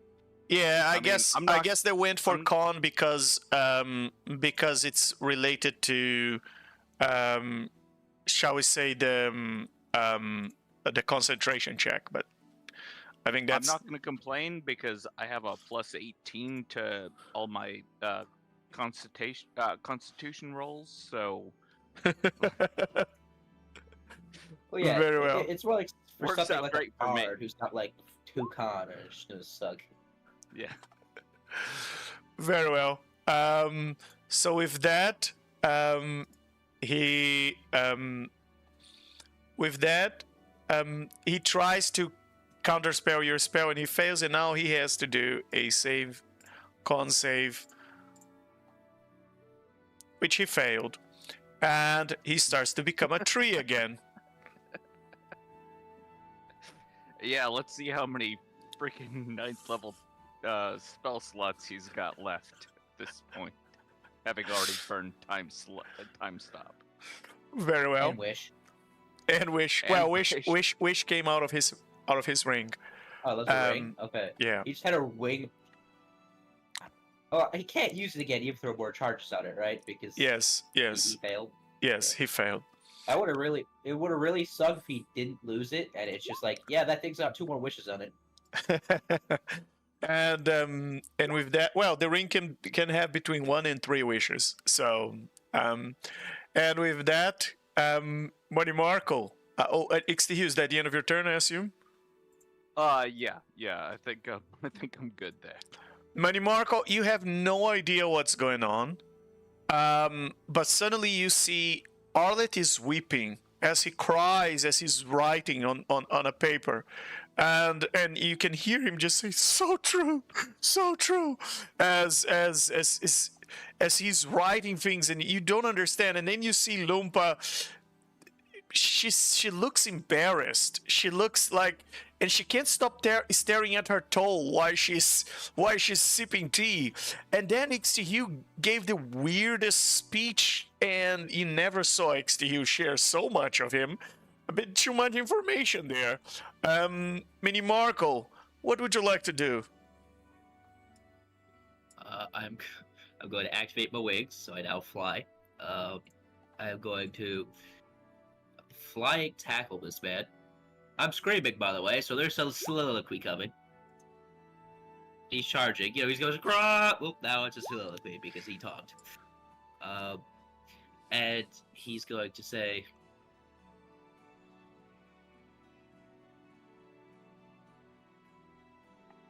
"Am I a god?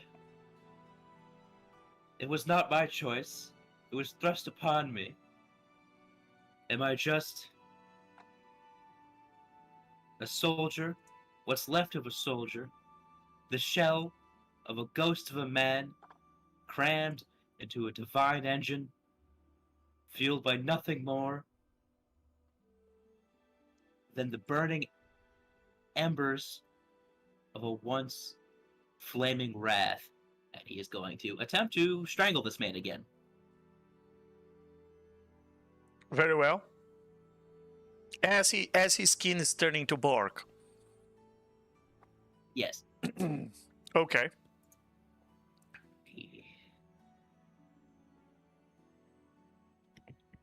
I think it's Strangle that sapling.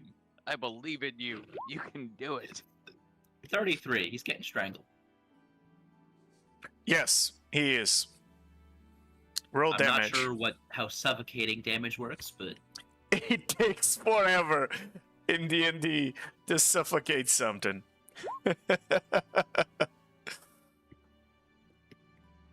he's taken 12 suffocating damage. Very well. Wait, actually, no, wait. It didn't roll the. I think it needs to add one of these, right? Because it still technically counts as a melee attack, so it still gets a radiant strike. So when you're suffocating, it takes the Constitution modifier +1 minutes for you to suffocate. But this in combat is like 600, 300 rounds or something like that. So it's an absurd amount of rounds. So there's not really any rules about like strangling somebody in combat. No. It's just the normal suffocating rule. And and I think I do have a suffocating, but I never use it, so I don't remember which one it is. Yeah, there you go, suffocating. All right. A creature can hold its breath for a number of minutes equal to 1 plus its Constitution modifier, a minimum of 30 seconds before suffocating begins. When a creature runs out of breath or is choking, it gains 1 point of exhaustion, one level of exhaustion. At the end of each of its turn, when a creature can breathe again, it removes all levels of exhaustion it gained from suffocating.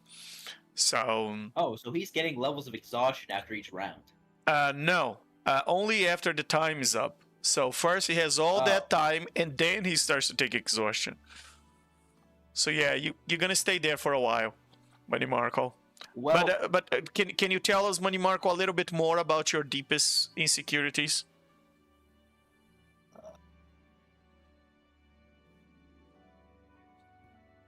While you were suffocating him, you were oversharing. What are you oversharing?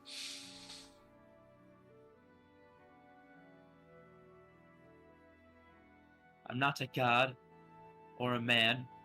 I'm a thing in the shape of both. I don't know what my purpose is anymore, but I know you will not live to see it.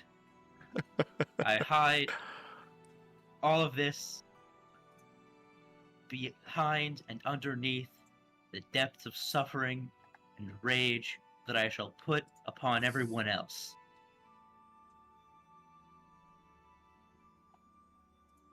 It's a shame I can't neck snap people, you know?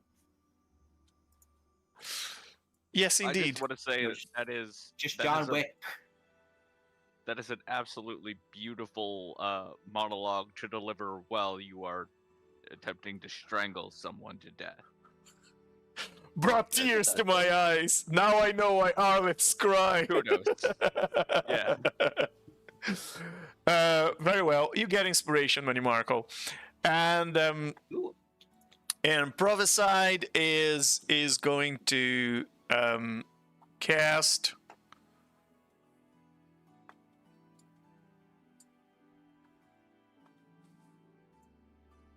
well, he can't talk.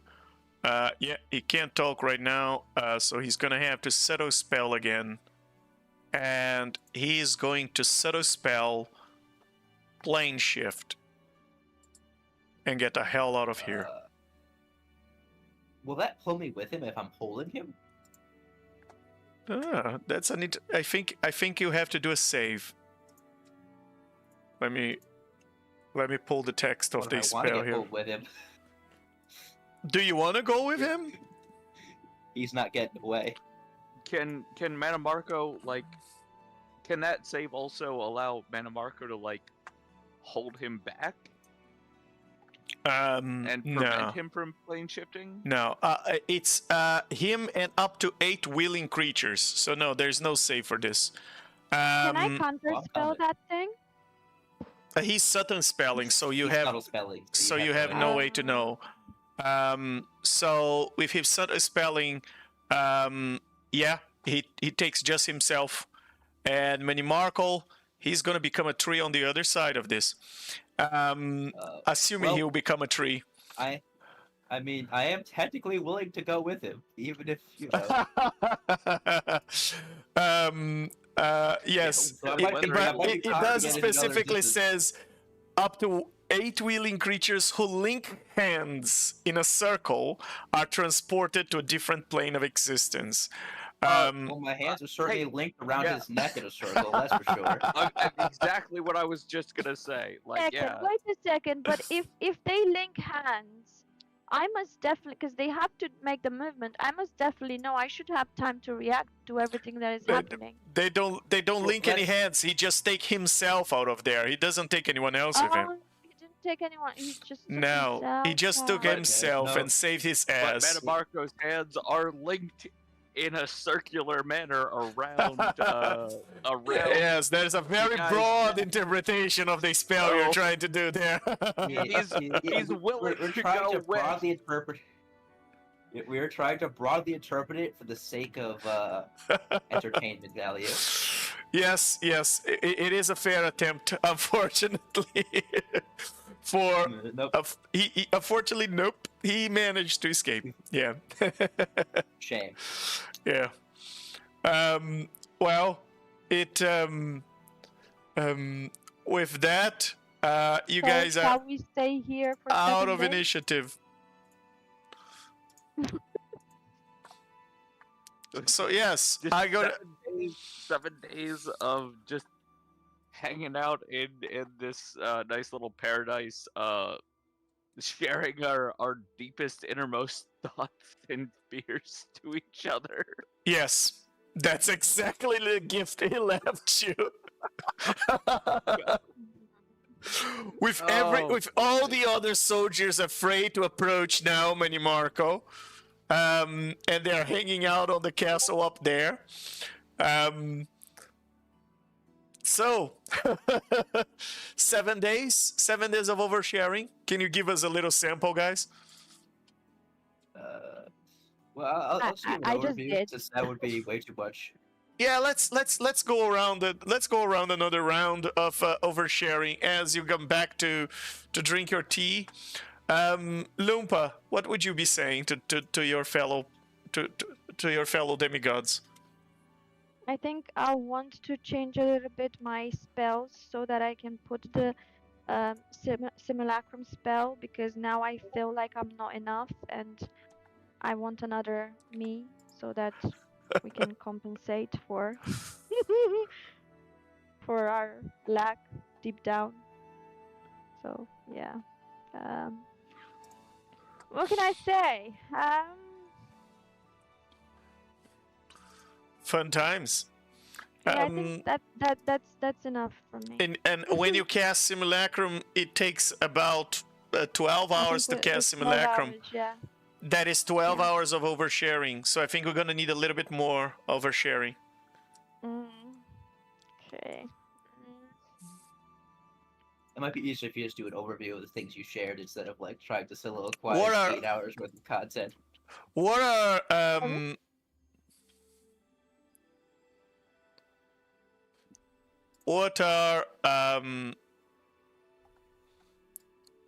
what are Lumpa's deepest insecurities?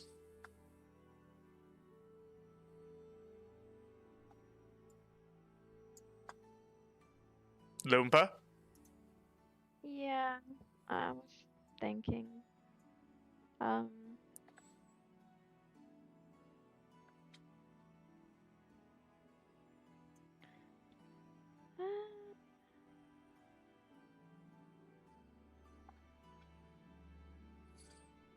I guess.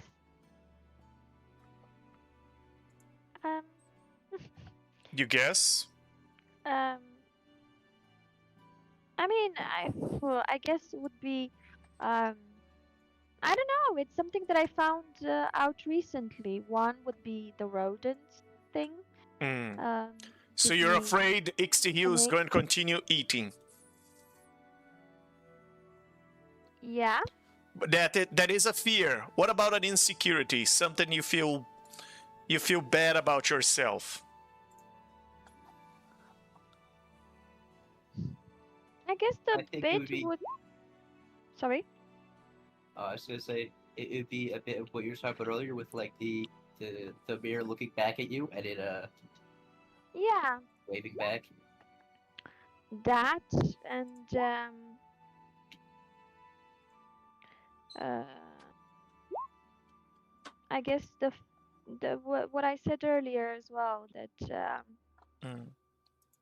I'm doing the simulacrum specifically because I guess, I mean, I might act like I'm holy perfection, Mm. but the idea of being ordinary or just not being special, not being Mm. enough, kind of terrifies me more than anything.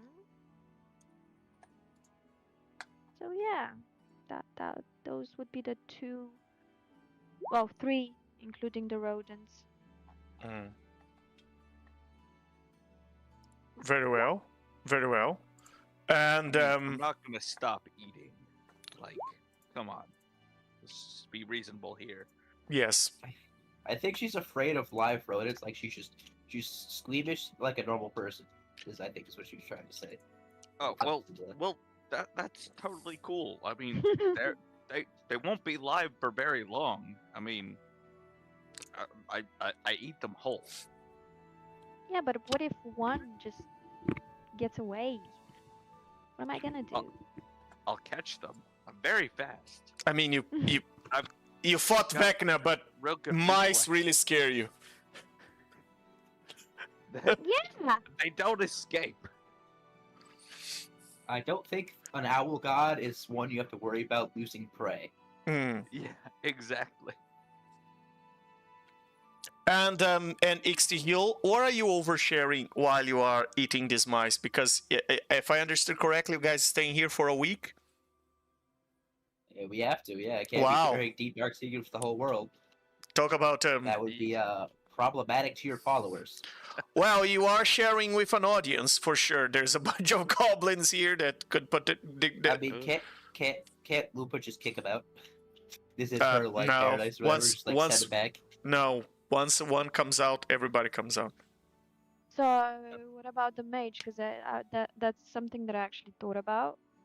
Well, he plane shift himself. Do you want to banish them So it's out of your different? king? Yeah, that's different. Do you want to banish them or plane shift them? That's a different thing. I But mean, if you- I'm just gonna. But if you want Tell to them to- end the rod of security, then you will go back to the place where you came from.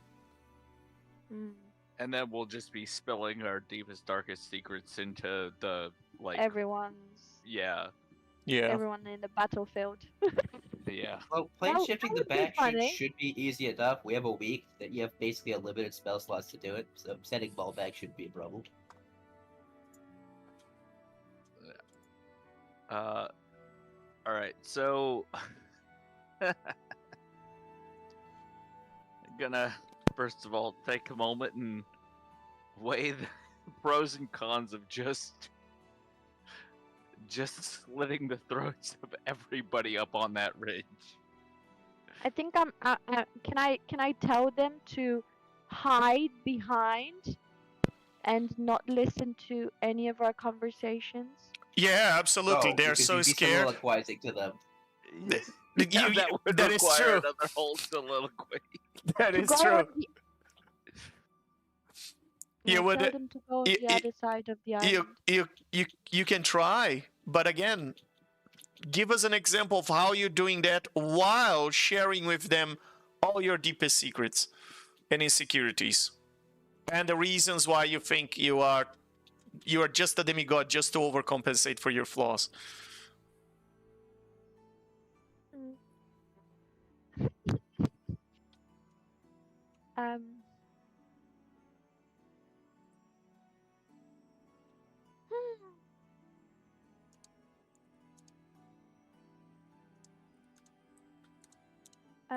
Okay. um, I'm just gonna tell them, you there, all of you, stop listening to our conversations, or this will be the end of you.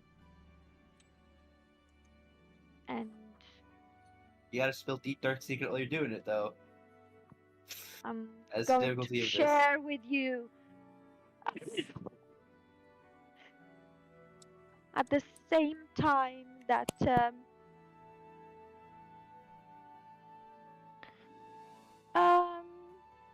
well, God, Jesus, I don't know how to do it. It's hard. It is also I'll- you just choose not to do it if you Choose. can't think of anything. You just be like, You can choose to be quiet, but if you try to say anything, you can write it's him a note. gonna come out. Yeah, you can try to like make hand gestures to like gesture Just them off. like to go hide, like run and hide kind of a thing.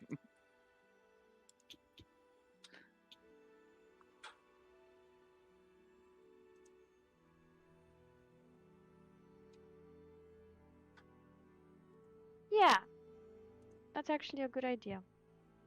Can I do that? Sure. I'm just gonna mimic. Gesture. And do we have papers around? Do I have Oh yes, Arlet colorful has a bunch. crayons? Arlet has a bunch of them. Although there are tears on there are several tears. He's sobbing on top of the paper. So can I write exactly what I want to say without Yes, yes. The wish is just about you talking. Oh, beautiful. Okay, so I'm just gonna tell them exactly what I said, or tell them, pardon, write down for them to stop listening to our conversations and to go on the other side of the island and just stay there together and don't. So- Sorry? I said so. Basically, just mind your own business until sanctuary Pretty ends. much.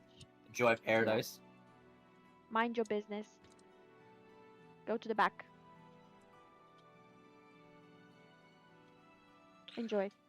Very well. Paradise. They read your note and they are very scared of you, so they all go to the back of the castle to and don't hear anything you guys are saying. Beautiful.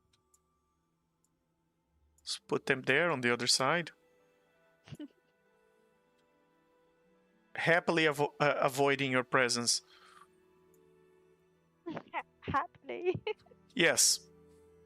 Oh yeah, no, we're off. Very well. And with that, Money Markle, what do you say to the rest of the party? We're just missing you now. XT said a little thing. Loompa said a little thing. How about you, Money Markle? What are you oversharing during this next 7 days that you are having tea parties? Well, everybody is going to be keenly aware of Metamargo's personal view of himself, which is not great, you're coming to understand. He, one, doesn't think he's worthy of being a god, because the way he became a god was he was a soldier that was picked up by an order of paladins, and then he was a paladin, and he was just sent to fight demons. But he had died inside long before he ever became a god. So he's like, I'm not worthy. He's suffering from. He's just nothing but like anger and pain left over from the life he lived.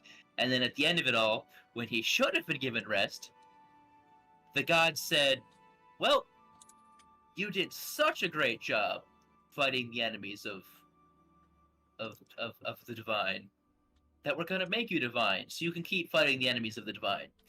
And so he's just still a soldier on crusade, and he doesn't know how to be anything else. And they gave him the domain of purity, which is both, you know,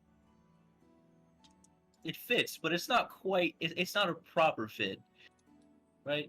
You know, it's purity as it like he stands no evil or demon or abomination, but at the same time, it's not exactly what you'd call a pure person, and so everybody would be very aware of just how broken Manamarco really was before this story even ever started.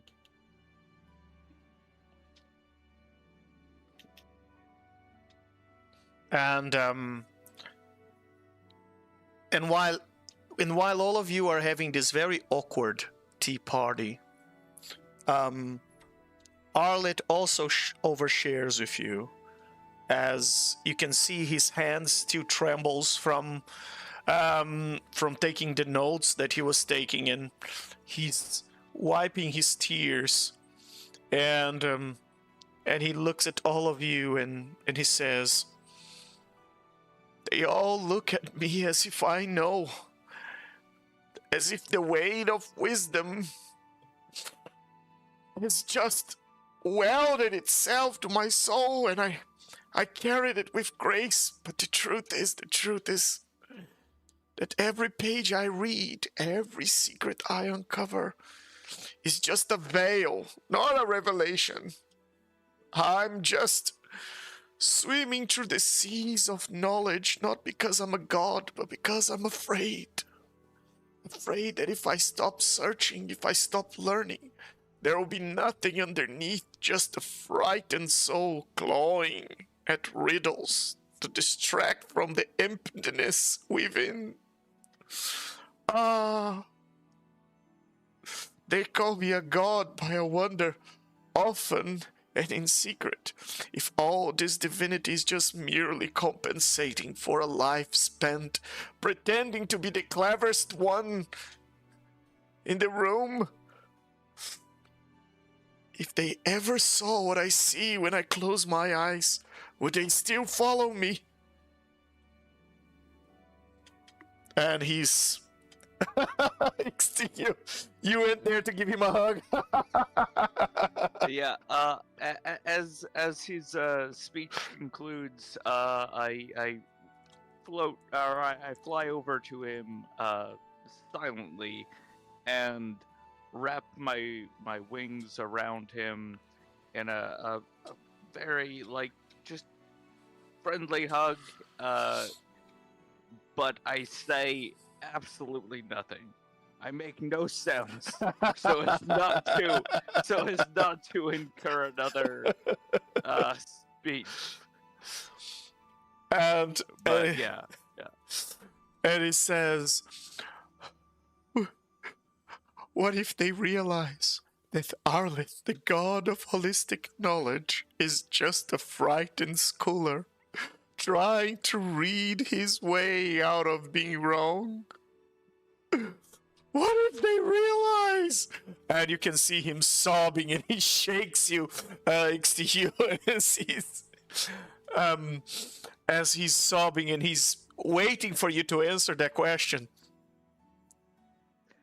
Yeah, and I respond by shifting one of my wings up so that he can sob into my feathers, and I tilt my head down to look at him, and I give a little, like, head tilt, but I make no verbal sound.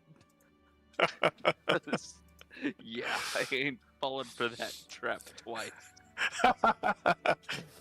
Very well. And with that,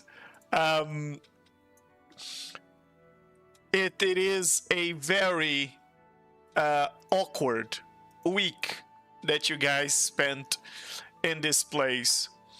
But eventually, this very awkward week is over, And by the time you've managed to form your sentences again, Lumpa can bring all of you back to that camp where you came from.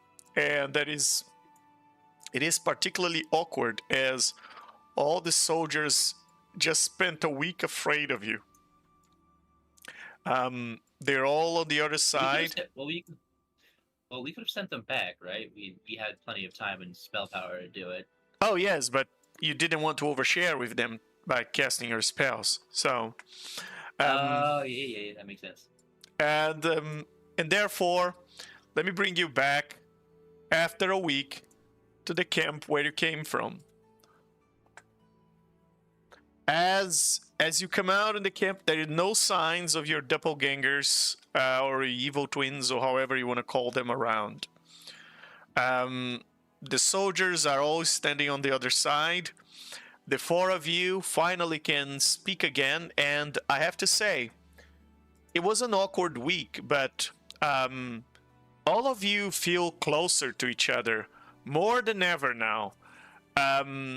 Because, well, you were coming here to Greyhawk to share your traumas and how the memories of and the questions of that the Void Scriber posed in your heads were haunting you, and it's after spending a week and in the Rod of Security oversharing everything you try to say, it really, well, you know, when you share your secrets with someone else, you tend to get closer to them. You guys are somewhat more intimately connected now. You're more bonded than you were before. Before you were just, you know, people who shared a hobby or an interest. And now you are much more like individuals that really know each other deeply and are good friends of each other. And you've shared secrets and your fears, and you know each other much better than and they know you much better than anyone else.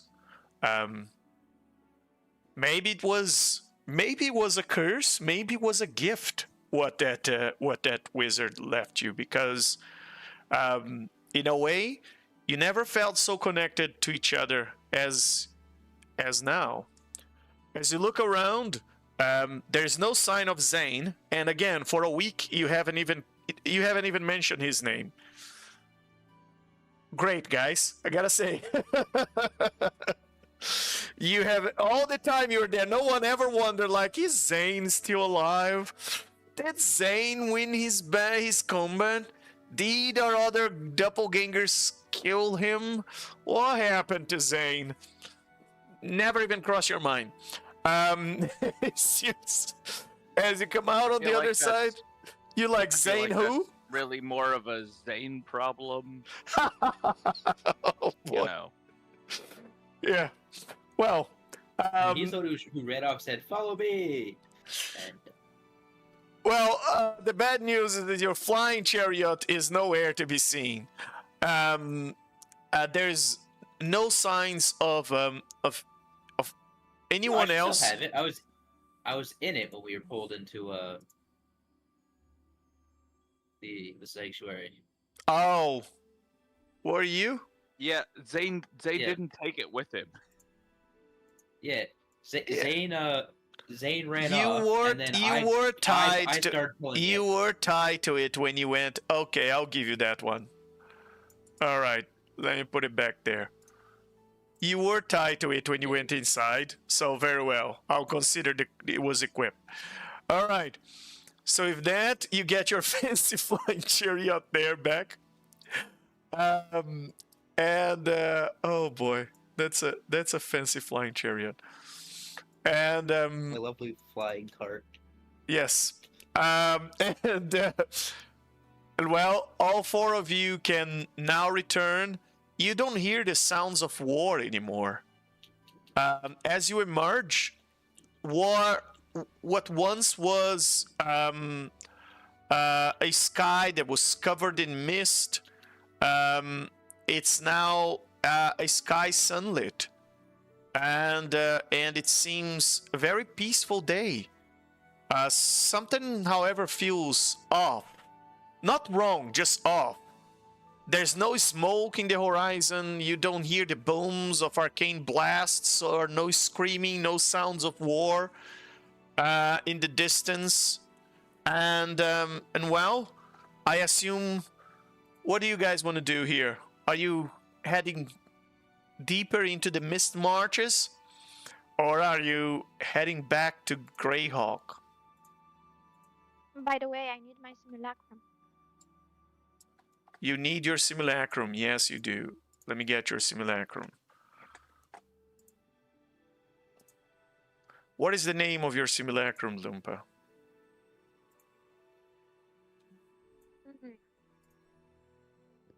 I guess I'll just go with what I've been using.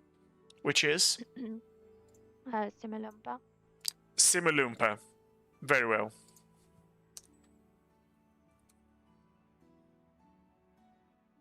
Very well. There you have it. Lumpa and Simulumpa.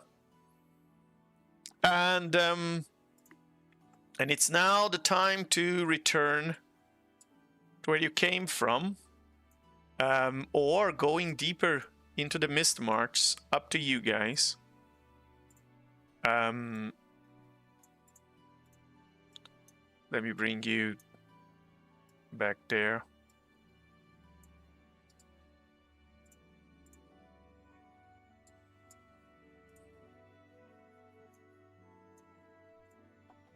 So, you were here in the entrance of the swamp and division with the mist marches. And well, it's... There you go. And now you are no longer there. Well, you are flying. Where do you want to go? Well, I would no longer be flying it. I would summon a flag mount to pull in. Very well. Because I have find greater steed, so I could just summon a flying thing. So very well. You don't have to pull it manually this time. Must be nice. Must be nice. So, where are you going? It seems you have two obvious directions. You could potentially head deeper into the mist march and trying to discover what the hell was happening, what those creatures were coming from. Or you can head back to Greyhawk City and finish those drinks in the Silver Dragon Inn. And as you look around here where the front was before, as you're flying up in the sky, you see no signs of war at all.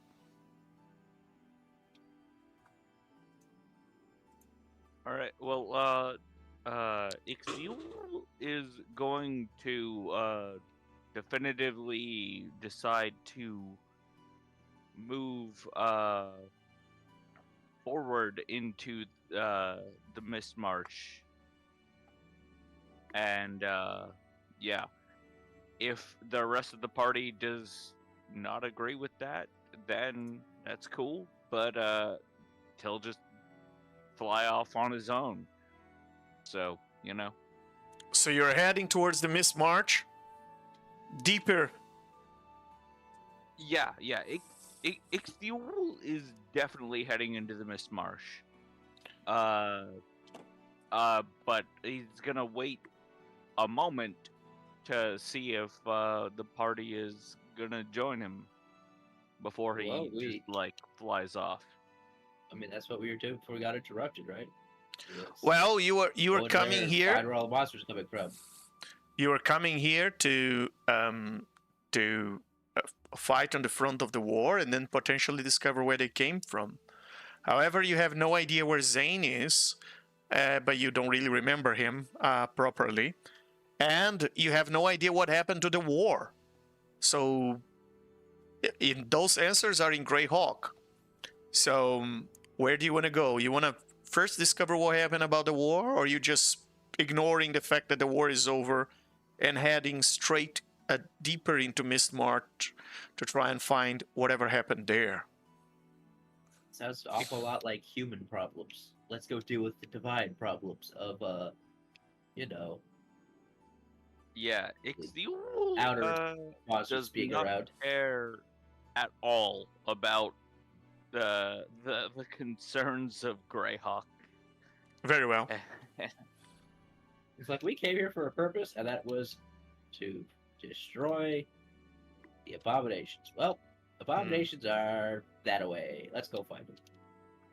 Very well. Very well. And I'm gonna ask, as you are flying up in the sky, I'm gonna ask all four of you to roll a perception check. It's a sight check.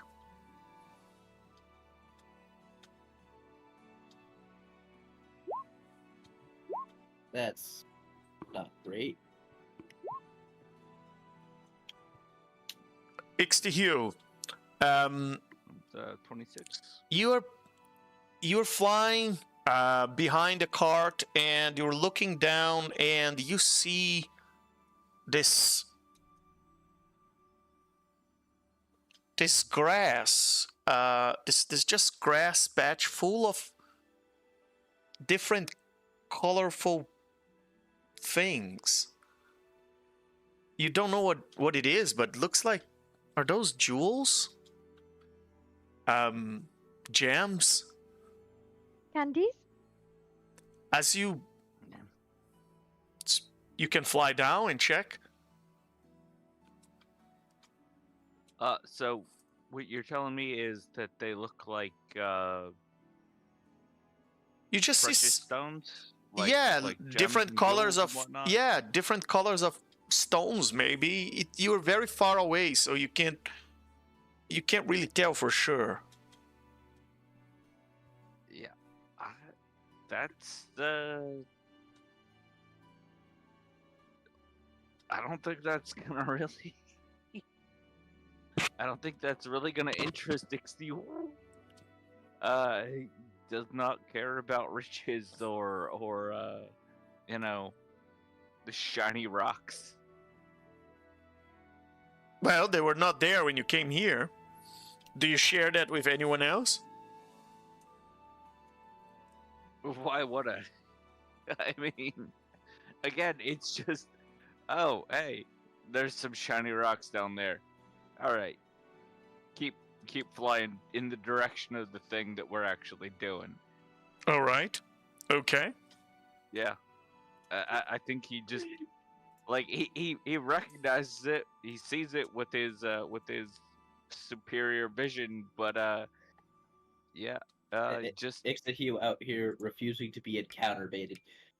yeah. Like, I see a trap. I'm gonna keep going. Sorry, Legend. That's all right. You start to you look, you notice those shiny things. You ignore it, and then you guys hear Arleth in the cart. What are those shiny things?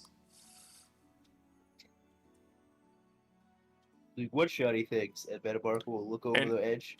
And Arleth points at the patch of shiny, colorful things that Ixtahue just ignored. Oh, and I roll performance. Sorry, that's not the right check. Should have roll perception. Okay. He definitely noticed.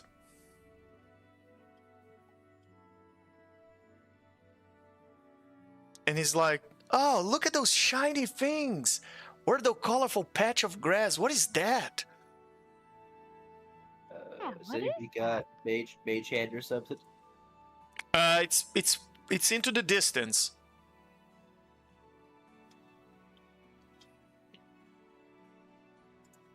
It's far away. You guys are flying. You have high Are there altitude. many?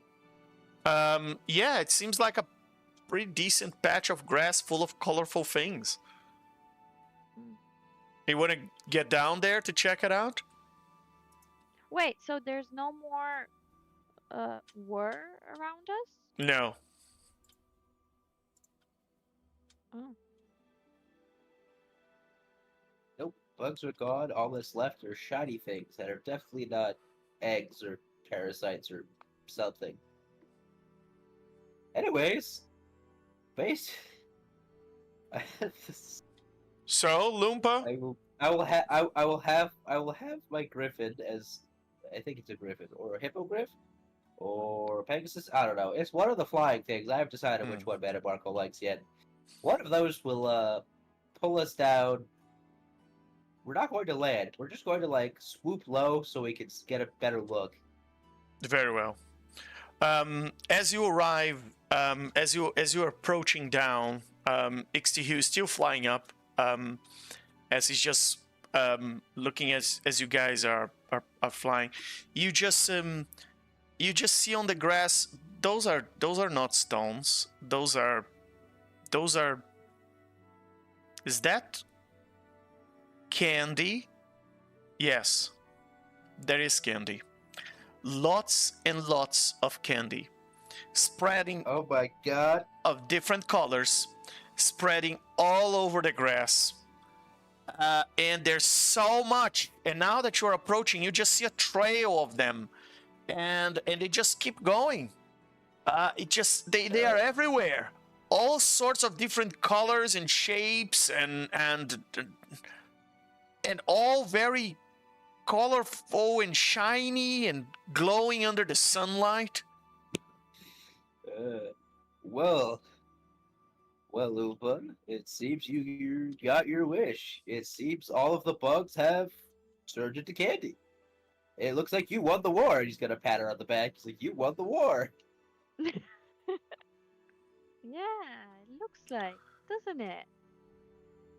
Well, I guess that's a good thing, right? We don't need to fight. I mean, you saved the city of Greyhawk from being eaten by bugs. Yeah. Sure, you'll gain a couple of followers if you announce it. I'll stuff my pockets with those. You gonna come out of the cart and just get the candy from the ground? Yes.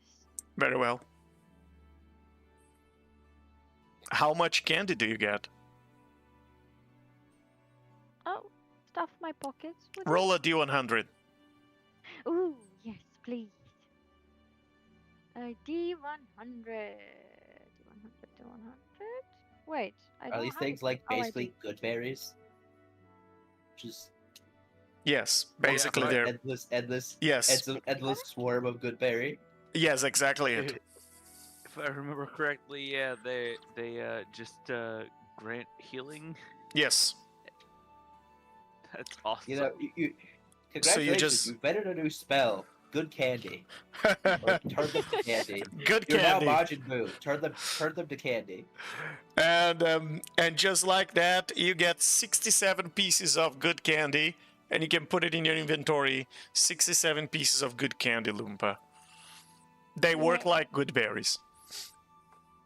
How long do they last? Or do they not have a time limit because They rich? don't have a time limit. Well, I mean, that's now like an entire horde of precious magical artifacts, so I guess I'm gonna take a, I have an extra pouch or bottle or something somewhere, I'll just scoop them up too.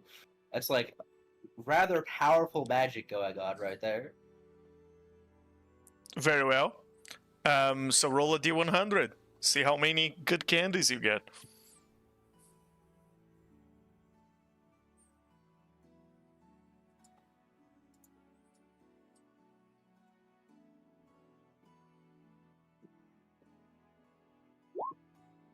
I got a whole 100. Wow! You just nat 100. Wow. Wow! Now that's something rare for us to see. Wow! That's That pretty is cool. a thing. That's a Too bad I already have nat inspiration. 100. Wow! No, that's not inspiration. No, that is. There's gotta be something A more wish here. granted. A wish granted. A nat would be- 100. Wow, that's amazing. Let's put you know what? For the next session, your character has advantage on all their attacks. Oh, yay. So until the end of next session, or Until the end of beginning next session. To the end of next session, you have advantage on all your attacks. That's wild. I'm gonna hit a lot of people very hard. And if there's no people around, I guess you're just gonna hit the ground so that you can use your advantage. I see there are trees around, so I'm just gonna cut them down. Very well. All right. And yeah. just for We can fun, use the upon seeing what's actually going on down there, I'm gonna go ahead and swoop. Ixiul is gonna go ahead and swoop down and see how much candy he can gather up. Oh, it's the hue now. Now, I mean, when he thought it was gems, he was not interested. But now that he knows it's candy. Yeah, well, now he's gotten a little bit closer look. I mean, boom. Oh, He's all only right. getting 36, but yeah. Very well. 36. Oh, I bet you got the ones that look like mouse, or the Yeah. wiggly worms. Yeah. So it didn't turn our doppelgangers into candy, but it turned.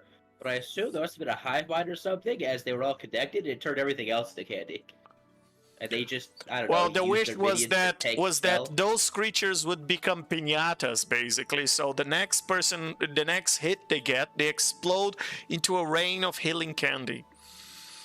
So Oh, so the human army was able to easily wipe it up. most after likely, that. It was yes, like, oh, that is a fair just- deduction. whoop, whoop. They were likely able to destroy them and overturn the war, and that's why you see so much candy around. Well, Lupa, here's hoping they realize they pray to you for it. Well, no one knows who did it, so how would they? Mm, Yeah. Lupa can tell her Anonymous. followers, and they can spread it. Gonna have to casually mention it, you know. As you are walking around, gathering the candies, suddenly you see a little kid, a child, just run past you, and he's laughing, and he has a stick, and a second one just comes along, and they just start to wave these sticks as swords, and they're playing around, and they seem to be chasing a little bunny around that has a piece of candy in its mouth as well, and they come and they look at the three of you, and they're like, Hey, are you eating some candy as well? Those, I like those. Those are gumdrops post cheeses. They are very nice. Oh, and those are nuggets. They're very nice as well. They're all very, but I really like the licorice bandages. They are very sweet. and he starts to eat the little stick of licorice on his hand, and the other one just starts to call him. It's like, Once you try the first one, you can't stop it. We're just gathering many of them.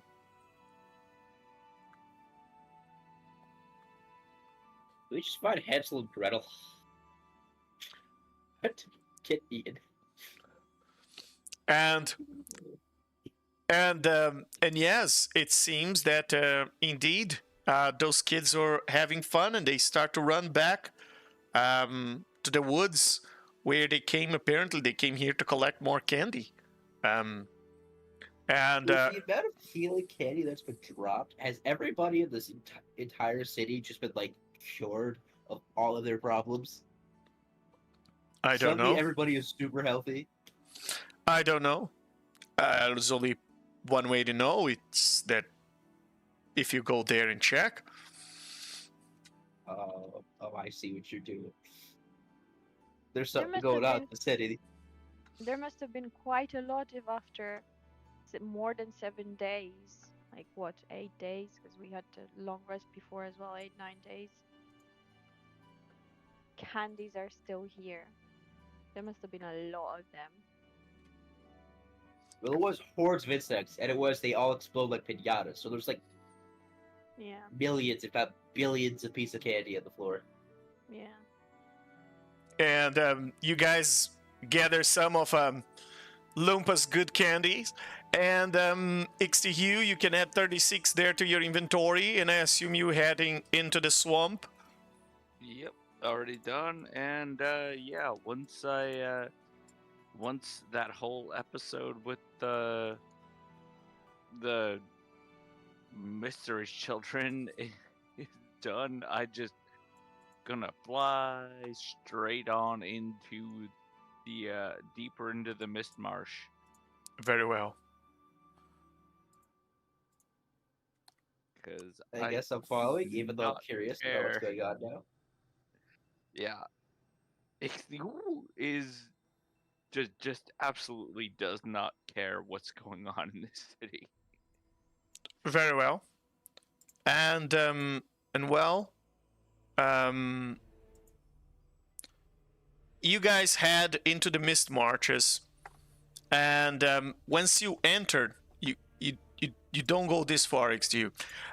Once you enter into the mist marches and you enter into the swamps, you start to you've realized that you won't be able to see anything from above, because first, the forest is too dense on the swamp. The trees are tall and intertwined, and second, there is the mist. So you have to go through the ground. So let me bring you there as you reach the ground level of the swamp. In here, you have giant lily pads and plants that barely get any sunlight. The top of the trees really filter the sunlight that looks like it's night outside. And you can see the foul mist and the eerie sense while you're walking through this swamp. You feel as if something is watching you.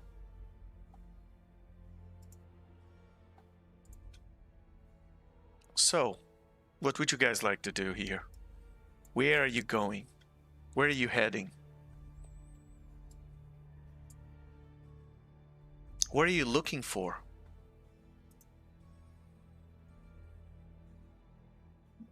I guess we're trying to find the source of where those things came from. So it's whatever portal they came from is probably still out here somewhere. Can we see Zane around here by any chance, or any trace of him? Can I roll I don't know, investigation or perception, something that Yeah, roll can give perception. me a clue of what's happened to him, if he's still alive, or I don't know. Roll perception, or yeah. So bad. Yeah, you don't see any obvious signs of him around. Is anyone else looking for him? No. No. But He's some guy we met in passing, you know.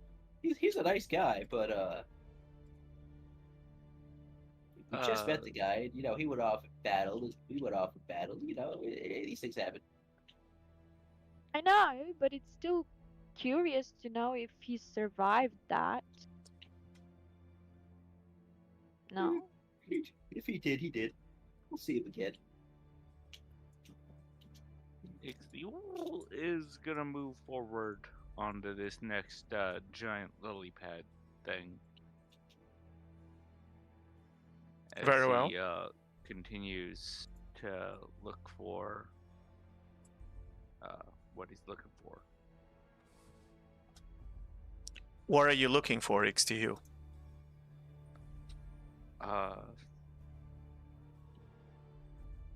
It just fell out of my brain. Well, it's gonna be tough for you to find. Yeah. Because he. Sorry. Come back to me. Come back to me. Very well. Very well. Give me a moment. Sorry. Very well.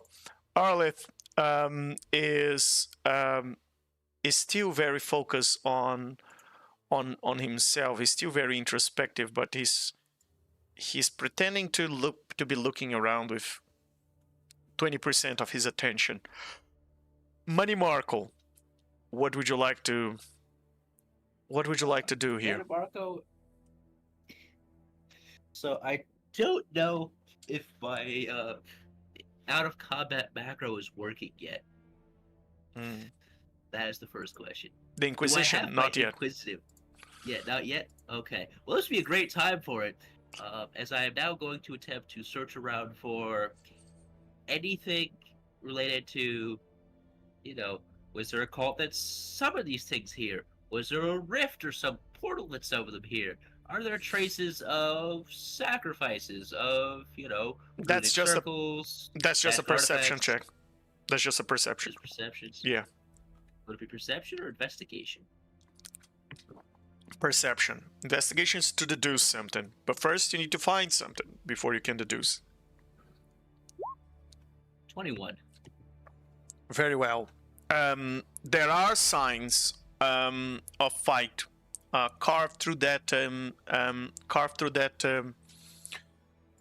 tree here to the north, and you think that they are recent, perhaps no more than a week, as they are carved here on the tree. It seems like an area of effect spell or some sort of powerful magic hit this tree here.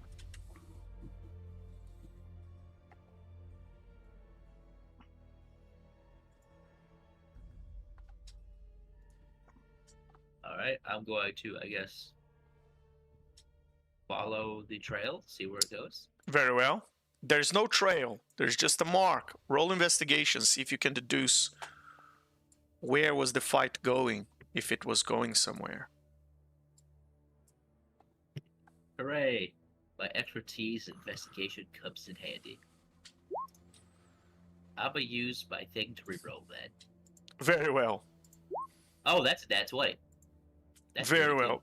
Minimarkle, excellent deduction. As you see that this is heading north, and you think the fight headed north, and you don't know if it's Zane's fight, but whatever was in here, it could definitely cast powerful spells.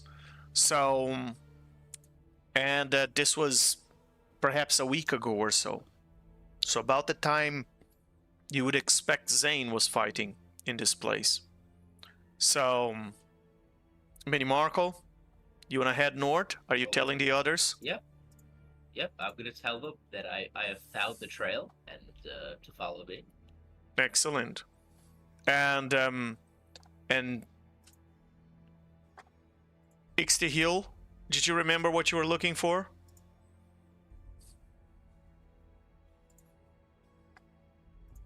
Ixty Hill? Do you still have Ixty Hill?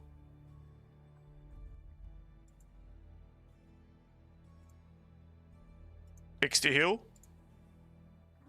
Are you there? He must have gone to the bathroom. Yeah. All right. And Lumpa, you following as well, I assume. Yes, I'm following. Very well. For sure. All right. As you head north, the swamp becomes a bit more dense. There's some patches of dirt here that you can step on. And Minimarkle, you are leading the charge, and you find this.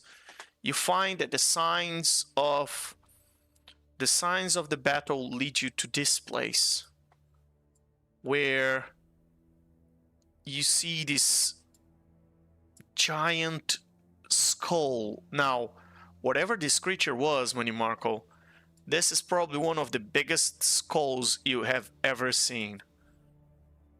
You think it looks like it couldn't have been a minotaur, so perhaps was a dragon, or you can't quite. Is this a demon skull? Well, I guess I'm rolling more investigation. Yeah, roll a for this. In this case, you roll in nature to identify what a creature is. Oh, okay. That's investigation. Where's nature? There it is. Damn, that's not as good. 19. You think it was a very large dragon. That's what you think. You can't tell for sure because dragons don't have a skull this size. Is it too big or too small Too big. to be too big? This is huge. This is gargantuan. It's the size of something titanic. Look at this. This is a 70-foot skull. It's the size of a So ship. we're talking like massive. We're talking about something for the full weight. You're talking about something massive here. Although you do Like realize that a there are space some, creature. as you get in here, you do realize that there are some crates and signs of civilization right here near this skull. There are some black mushrooms and what seems to be some bottles of wine. Maybe they're abandoned for some time, and some crates that have been here. It doesn't look like there's anyone around, for what you can tell, Marco. However, you do see signs of some sort of tribal symbols hanging from the horns of the skull. So you think that perhaps there are creatures or wild creatures. They're native to this area.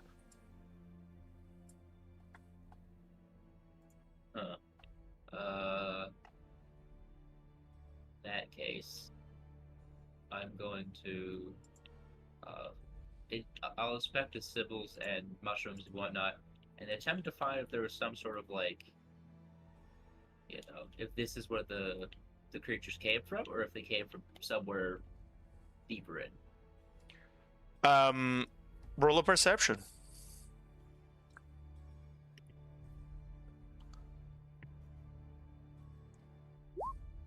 Ooh, not great. 12. You can't really tell. As you're looking around, you can't really tell where would the creatures be coming if they came from here. Then could I try and tell the purpose of these things? What this stuff was here for. Yes. Roll an investigation.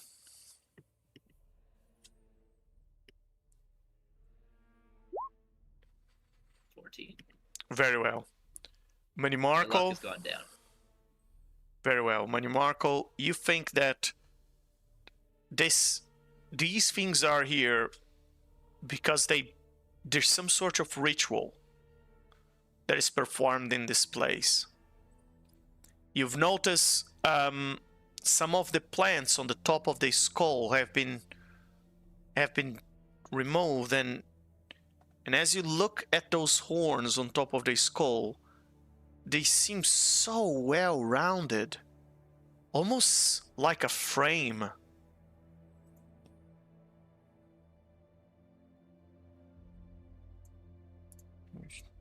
Give you an idea of, you are around this area here, all four of you.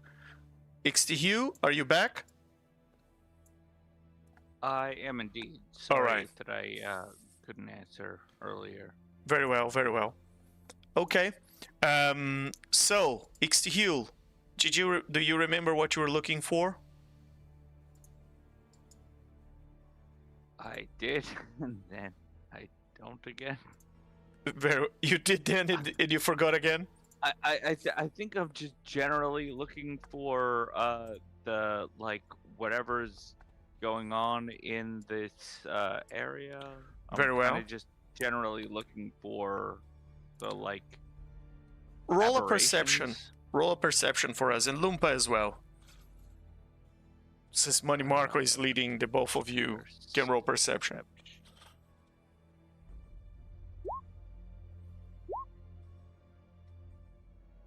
It's, I'm rolling 33. so bad. Very well. I mean, a 21 isn't exactly bad. Yeah. Oh, I'm rolling Well, so bad with a for- 21. For a plus 12, I basically rolled a 6. You rolled a 9. Oh, a 9, sorry. So, Still. Ixtihil, as you're looking around here, Money Marco and Lumpa are trying to figure out. Arleth is too distracted in his own thoughts.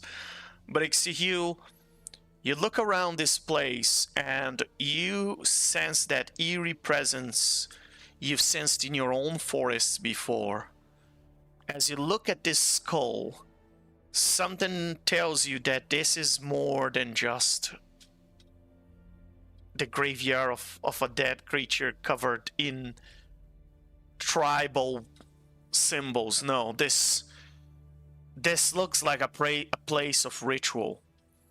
And Ixtihil, what would you like to do with that information?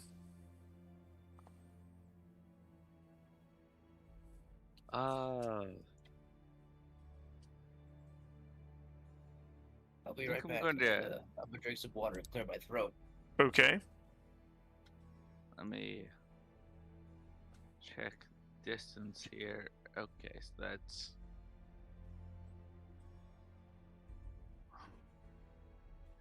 Okay.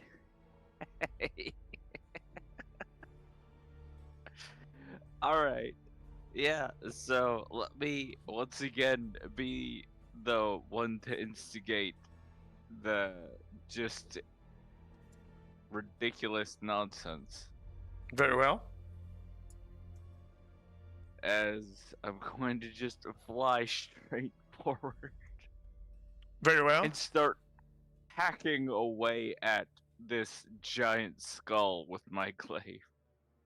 You're just hitting the And- skull with the glaive. Yeah, and as I fly away from them, I'm going to be calling out, "This is wrong. It must be destroyed." Oh, sorry, that came out very badly. I've got a sore throat. Sorry That's about alright. that. That's okay. Ixtihil, roll an attack. Yeah,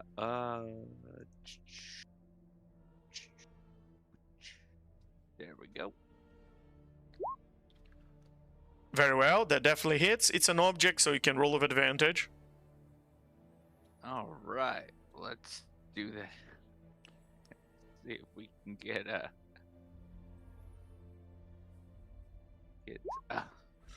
Very well. That's better.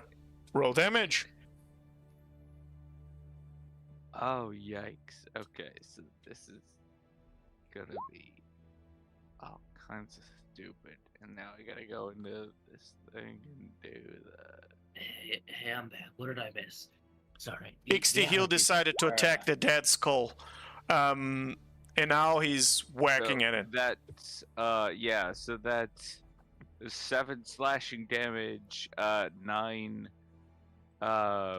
force damage, and on top of all of that, there is.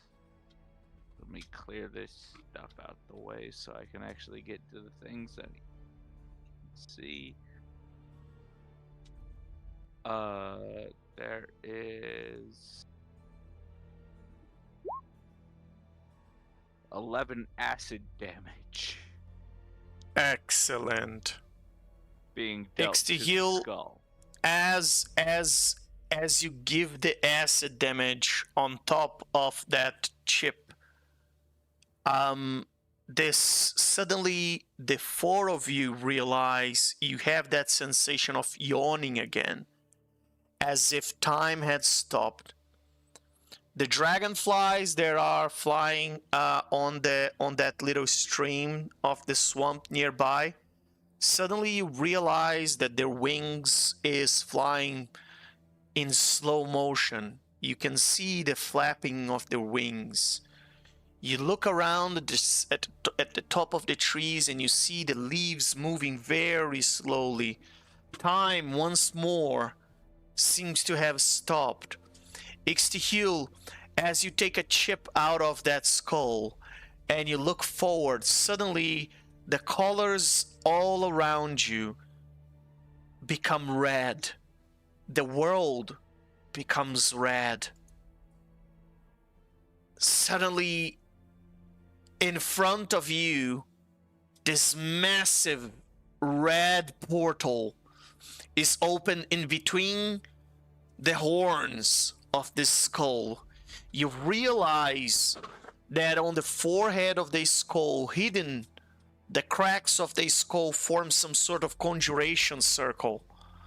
You can see the glowing light coming out of the eyes of the skull, and all around you, all you can see is the redness of this light. There's nothing coming out of the portal, but it seems that the portal leads somewhere as well. Accidentally, Ixtihil, you activated this portal, and you think it was the acid damage that did it, which makes you think that this skull must have, if it is what Money Marco was saying, that this is a skull of a dragon, it must have been a gigantic black dragon. And now you activated the portal in between its horns. So the question to the three of you, since Arlet's still too busy in his own mind,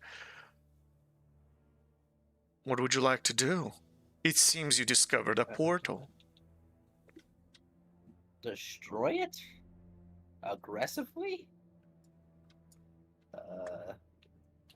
I'm going to come to Ixtihil, and I'm going to attempt to brainstorm with him on how we destroy this. Lumpa, any ideas? How do you destroy this as well? Why don't we go in? You want to go to an outer dimension full of monstrous insects that fluttered out and tried to eat multiple cities. This is clearly a terrible idea. I think, for the safety of the lesser realms, we need to destroy this portal.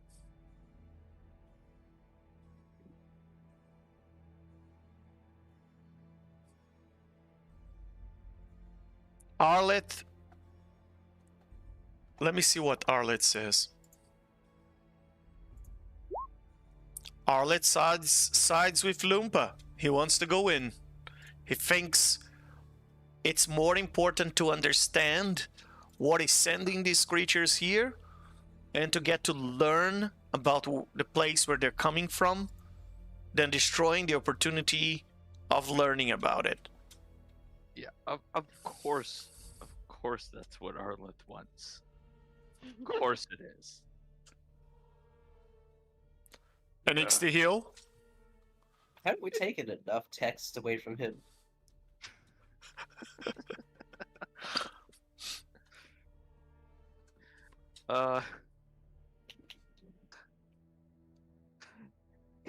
Should you stay or should you go? Well, Dude, it's there. obviously, I think Ixtihil has made it pretty clear that he wants to shut this whole thing down. But if Arleth is gonna go, then I mean he's put so much time and effort into keeping Arleth alive, despite the best effort of Arleth to get himself killed along the way. That yeah, if Arleth is going, then yeah, I gotta go. I gotta keep him alive. Madam Marco will step forward, and he is going to berate the stupidity and foolishness of jumping into a portal into an unknown section of the outer dimensions.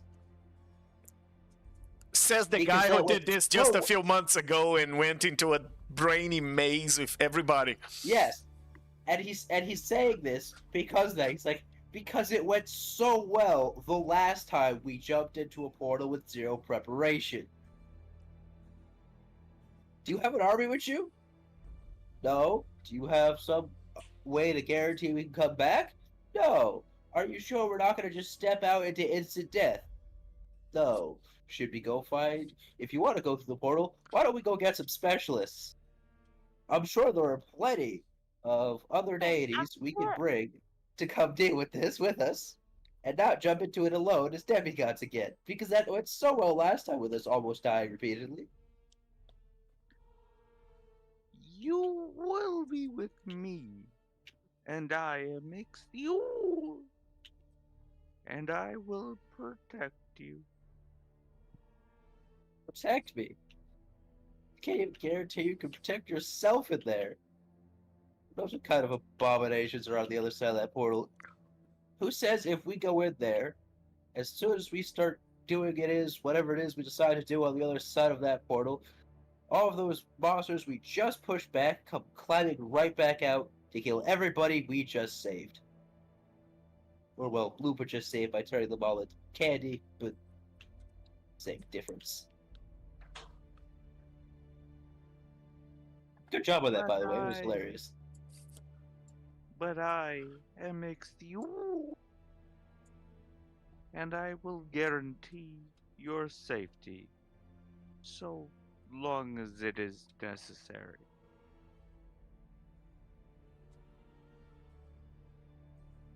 Man, Marco's gonna do that thing all old men do when they've heard really stupid ideas they know they can't change anybody's mind. He's just gonna start, like, two fingers, one for each eye, and just starts rubbing them and just like, He is just so tired of everybody's willingness to jump into whatnots, even his own. Like, he's like, destroy it. He can just destroy it. There's no need to explore it, understand it, or anything. Just kill it all. You don't need to worry about the why. And Arlet disagrees with that profoundly because he wants to know the why. He wants to know the why, the how, the what. He needs to understand where these abominations are coming from. Of course, if everybody else is going in, Pan Marco's still gonna go in. Because the good soldier is gonna do the good soldier thing, and he's gonna keep on soldiering. If they all say we're going in, he's going in. So, Ixtihil, you're heading in. Lumpa, Arlet, you're heading in. Absolutely. Very well. And Because clearly they're not gonna change their minds.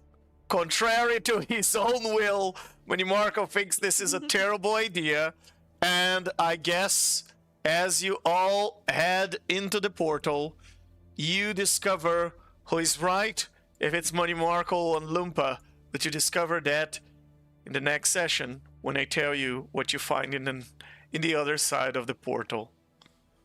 And thank you, everybody. Thank you so much, all of you who stayed with us all throughout this session. It's a pleasure having you here, and I hope you enjoyed this session. And we'll continue this story when they reach the other side of this portal next week, next Saturday. We'll be back. Have a good night, everybody. Have a good week. Exciting. Bye.